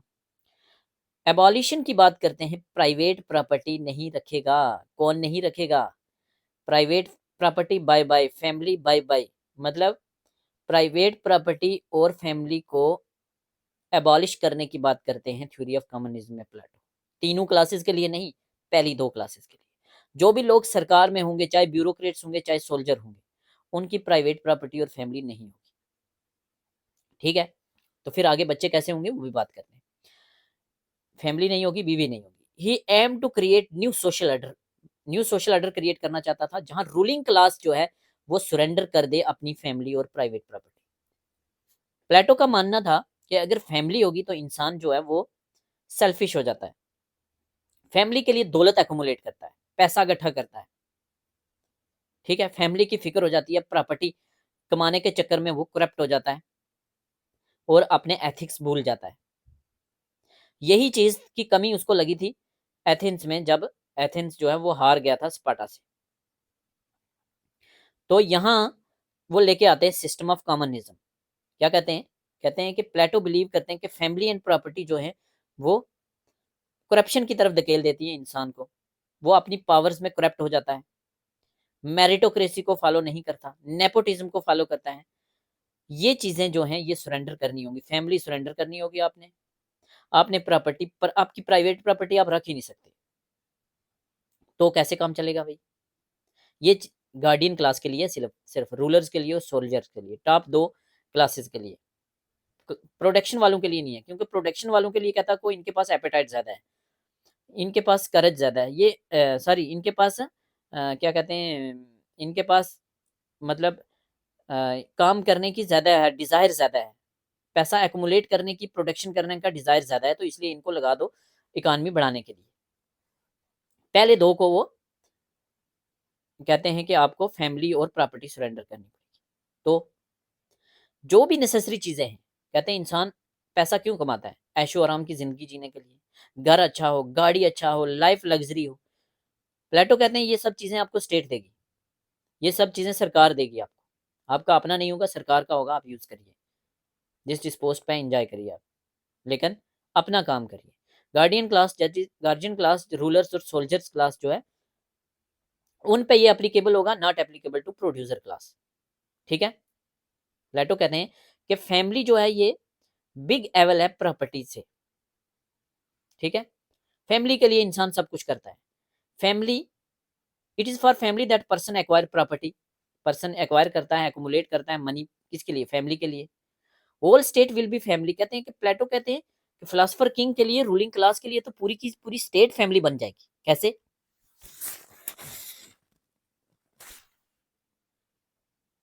कॉमनिज्म of family includes communism of marriage and wifes. Communism मतलब अब आपकी मैरिज और वाइफ, बीवियां, ये भी सरकारी हो जाएगी। कैसे? परमानेंट वेडिंग सिस्टम को ये खत्म कर देते हैं। गार्डियन क्लास के लिए जो अपर 2 क्लासेस हैं, कौन कौन सी? सोल्जर क्लास और रूलर क्लास। कौन शादी करेगा, कैसे करेगा, ये सब स्टेट डिसाइड करेगी। मतलब प्लेटो कहते हैं कि हम बेस्ट मेल और बेस्ट फीमेल, हम स्टेट डिसाइड करेगी बेस्ट मेल और बेस्ट फीमेल, और बेस्ट मेल और बेस्ट फीमेल के बीच में मेटिंग करवाएगी स्टेट, ठीक है। और जो बच्चा पैदा होगा, वो बच्चा पैदा होते ही उसकी ओनरशिप स्टेट को चली जाएगी, स्टेट का एक डिपार्टमेंट होगा जो बच्चे की देख रेख करेगा, बड़ा करेगा। इससे क्या होगा, पेरेंट्स को पता ही नहीं होगा हमारा बच्चा कौन सा है, तो वो सब बच्चों को इक्वली देखेंगे। मतलब रूलिंग क्लास को पता ही नहीं है हमारा बच्चा कौन सा है, उनको लगेगा कि सब बच्चे हमारे अपने ही हैं, तो वो फुल फोकस देंगे अपनी ड्यूटीज पे। मतलब यूजेनिक्स की बात करते हैं। यूजेनिक्स क्या होता है, best gene will express. Eugenix जो बेस्ट मेल बेस्ट फीमेल की वो मेटिंग करवाएंगे, बेस्ट मेल बेस्ट फीमेल की ब्रीडिंग करवाएंगे। आगे बच्चे जो पैदा होंगे बेस्ट रेस के बच्चे होंगे, बेस्ट नस्ल के बच्चे होंगे। Plato had an eugenic purpose to favour communism of wife. Wife का कॉमनिज्म क्यों किया, ताकि बेस्ट रेस बन सके। रूलिंग क्लास और सोल्जर क्लास जो गार्ड कर रही है वो बेस्ट वाली निकल के आए। He wanted to race better and more intelligent race, एक इंटेलिजेंट रेस को लाना चाहते थे। देयरफॉर एबलेस्ट मैन जो होंगे, बेस्ट मैन और एबलेस्ट वुमेन, इनको यूनाइट कराया जाएगा स्टेट के कंट्रोल में। ठीक है, कहते हैं कि मैरिज का पर्पस क्या होता है, प्रोक्रिएशन, अपनी नस्ल को आगे बढ़ाना। तो हम नस्ल को ऐसे आगे बढ़ाएंगे। ठीक है, जब बच्चा पैदा होगा, once child is born, he she will be in the custody of state, की कस्टडी में चला जाएगा। This will relieve the women from responsibility of child bearing. अब जो औरतें होंगी, मदर्स होंगी, उनको भी रिस्पॉन्सिबिलिटी से आजाद कर देगा। वो पार्टिसिपेट करेंगी स्टेट के अफेयर्स में। ठीक है, this way no one will be able to discriminate amongst the children में। मतलब रूलिंग क्लास जो होगी, वो ब्यूरोक्रेसी जो होगी, सोल्जर होंगे, डिस्क्रिमिनेट करेंगे ही नहीं, क्योंकि उनको लगेगा सब हमारे बच्चे, पता ही नहीं है कौन किसका बच्चा है। ठीक है, तो यूजेनिक्स पे फोकस किया। यूजेनिक्स मतलब बेस्ट जीन एक्सप्रेस होगा, बेस्ट रेस बनेगी। नेशनलाइजेशन ऑफ फैमिली की बात की, पूरा नेशन ही फैमिली है। इमेंसिपेशन ऑफ वुमेन होगा इससे, मतलब वुमेन की इंपावरमेंट होगी। फेमिनिज्म को प्रमोशन मिलेगा। कहा जाता है कि प्लेटो फर्स्ट फेमिनिस्ट थे। औरत ने बेस्ट मैन बेस्ट फीमेल की मेटिंग हुई, बच्चा हुआ, उसके बाद वुमेन को आज़ाद कर दिया, अब अपना काम कीजिए। बच्चा सरकार देखेगी, सरकार का एक डिपार्टमेंट देखेगा। स्टेट के वेलफेयर के मतलब स्टेट के अफेयर्स में आप पार्टिसिपेट कीजिए। जो आपकी ड्यूटी मिली हुई है, जो काम मिला हुआ है, जिस क्लास से आप बिलोंग करती हैं, चाहे सोल्जर में है या रूलिंग क्लास में है, ब्यूरोक्रेसी में है, आप अपना काम कीजिए। ठीक है, फर्स्ट फेमिनिस्ट प्लेटो को कहा जाता है। कॉमनिज्म ऑफ प्रॉपर्टी, मतलब जब प्रॉपर्टी अपनी पर्सनल प्रॉपर्टी नहीं होगी, सब कॉमन होगी, तो करप्शन नहीं होगा, नेपोटिज्म नहीं होगा। ठीक है, Plato does not propose communism for producing class. Plato ने ये चीजें प्रोड्यूसिंग क्लास के लिए नहीं की। Since the people in whom appetite dominates, इनमें एपेटाइट ज्यादा है, तो ये एपेटाइट को कंट्रोल नहीं कर पाएंगे। अगर इनको हम लेके भी आएंगे, इन पे कंट्रोल भी लगाएंगे, तब भी इन्होंने प्रॉपर्टी इकट्ठी करनी है। तो बेटर है इनको इससे बाहर रहने दीजिए, क्योंकि इनमें, इनके सोल में जो थर्ड वाला कंपोनेंट है, थर्ड एलिमेंट एपेटाइट है, वो ज्यादा है। यहां से अब निकल के आएगा फिलासफर किंग एंड पे, तो theory of philosopher king by Plato. Philosopher king की थ्योरी जो है, वो किस आइडिया पे बेस्ड है कि बेस्ट फॉर्म ऑफ गवर्नमेंट होनी चाहिए। बेस्ट फॉर्म ऑफ गवर्नमेंट कौन सी होगी, जो फिलासफर किंग रूल करेगा। According to Plato, a philosopher king is an ideal ruler है हु पोसेस बेस्ट, जिसके पास बेस्ट फिलोसफिकल नॉलेज होगी और बेस्ट पॉलिटिकल स्किल होगी, वही होगा फिलासफर किंग, वही रूल करेगा। प्लेटो बिलीव करते हैं कि philosophers themselves were central to his ideas. Plato के जो सोशल स्ट्रक्चर का जो सेंट्रल आइडिया है, वो कौन है, वो फिलासफर किंग है। एंड राइट टू रूल और to be exclusive to philosopher king. ठीक है, philosopher king right to rule और to be exclusive to philosopher king. ठीक है, सेंट्रल, मेन सेंट्रल कौन है, जैसे टीचिंग लर्निंग प्रोसेस में लर्नर पे ज्यादा फोकस किया जाता है, तो इस पे ये फोकस करते हैं फिलासफर किंग पे। और फिलासफर किंग क्या होगा, एक रूल ऑफ लॉ के हिसाब से वो अब एथन पे रूल करेगा। ठीक है, the idea of philosopher king was born in Plato's dialogue Republic. तो फिलासफर किंग के बारे में कहाँ बात करते हैं, ये रिपब्लिक में। ठीक है, जस्ट सिटी की बात करते हैं। It held that only competent and efficient people should have right to govern. सिर्फ ये कहते हैं बेस्ट वाले, जो एफिशिएंट है, जो कॉम्पिटेंट पर्सन है, जो 50 साल की एजुकेशन तक पहुंच गए हैं, वही रूल करेंगे। डेमोक्रेसी को फेवर नहीं करते। ही इंस्टेड वांटेड टू गिव, वो कहते हैं अनलिमिटेड पावर दे दो फिलोसफर किंग को, ठीक है। अलीट की गवर्नमेंट के फेवर में थे, लेकिन बाद में उन्होंने जो कंसेप्ट ऐड किया था रूल ऑफ लॉ का, एक ही चीज उन्होंने बोला था कि एक पावर, उसको फुल पावर दे दो, एक पावर नहीं दे दो, क्या कि वो कॉन्स्टिट्यूशन को बदल नहीं सकेगा philosopher king. Plato wanted to make Athens को एक आइडियल स्टेट बनाना चाहते थे, यूटोपियन स्टेट बनाना चाहते थे। क्या बन पाई थी? नहीं बन पाई थी। कैसे बनेगी? Therefore, until philosophers are rulers learn philosophy, cities will never get rid of corruption and evil, ठीक है। क्वालिफिकेशन क्या होगी फिलोसफर किंग की? रीजन, जिसमें रीजन ज्यादा हो, ठीक है ना। सोल के 3 कंपोनेंट है ना। फर्स्ट, रीजन जिसमें ज्यादा हो। मैन ऑफ रीजन जो होगा, इंटेलिजेंट पर्सन होगा। 50 साल की एजुकेशन, 50 years ऑफ एजुकेशन, बचपन से पढ़ रहा है, 50 साल में बनेगा, अगले 15 साल के लिए बनेगा। कोई प्रॉपर्टी नहीं है उसकी, कोई फैमिली नहीं है उसकी, कोई बीवी नहीं है उसकी, कोई बच्चे नहीं है उसके, उसकी सरकारी बीवी है, सरकारी बच्चे, ठीक है। सरकारी बीवी है, सरकारी बच्चे, बाकी जो चीजें उसकी लाइफ के लिए चाहिए वो सब सरकार देगी। पीके जो फिलोसफर किंग होगा, एब्सोल्यूट पावर होगी उसके पास, उसकी विजडम को कोई भी क्वेश्चन नहीं कर पाएगा, ठीक है। प्लेटो पुट्स ओनली वन लिमिटेशन, एक ही लिमिटेशन देते हैं फिलोसफर किंग को, कि वो कॉन्स्टिट्यूशन को, कानून को, लॉज को, रूल ऑफ लॉ को बदल नहीं पाएगा। Plato accords position of pride to law in his book laws, उसकी तीसरी बुक थी ना लॉज, उसमें लॉ को, रूल ऑफ लॉ को क्या कहते हैं? क्या कहते हैं? प्राइड। पोजीशन ऑफ प्राइड क्या है? लॉ, ठीक है ना। कानून, कानून को बदल नहीं पाएगा फिलोसफर की। तो थैंक यू सो मच। कौन कौन है जिसने पूरी वीडियो देखी है, कमेंट सेक्शन में प्लीज मेंशन करें।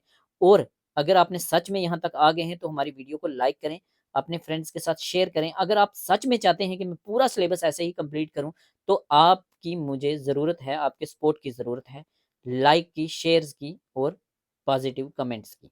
और मुझे बताइए, क्या मैं एक ही वीडियो में ऐसे एक एक थिंकर को लेके आऊँ, या छोटी छोटी वीडियोज़ बनाऊँ, या सिर्फ आप चाहते हैं कि इंपॉर्टेंट पॉइंट बता के सिलेबस कंप्लीट करूं? मैं चाहता हूं कि मैं डिटेल में कवर करूं, कुछ भी बाहर से नहीं आना चाहिए, हर चीज यहां से ही आए, और 59 के 59 स्टूडेंट्स जो हैं वो लेक्चरर बने हमारे इंस्टीट्यूट से। Thank you so much.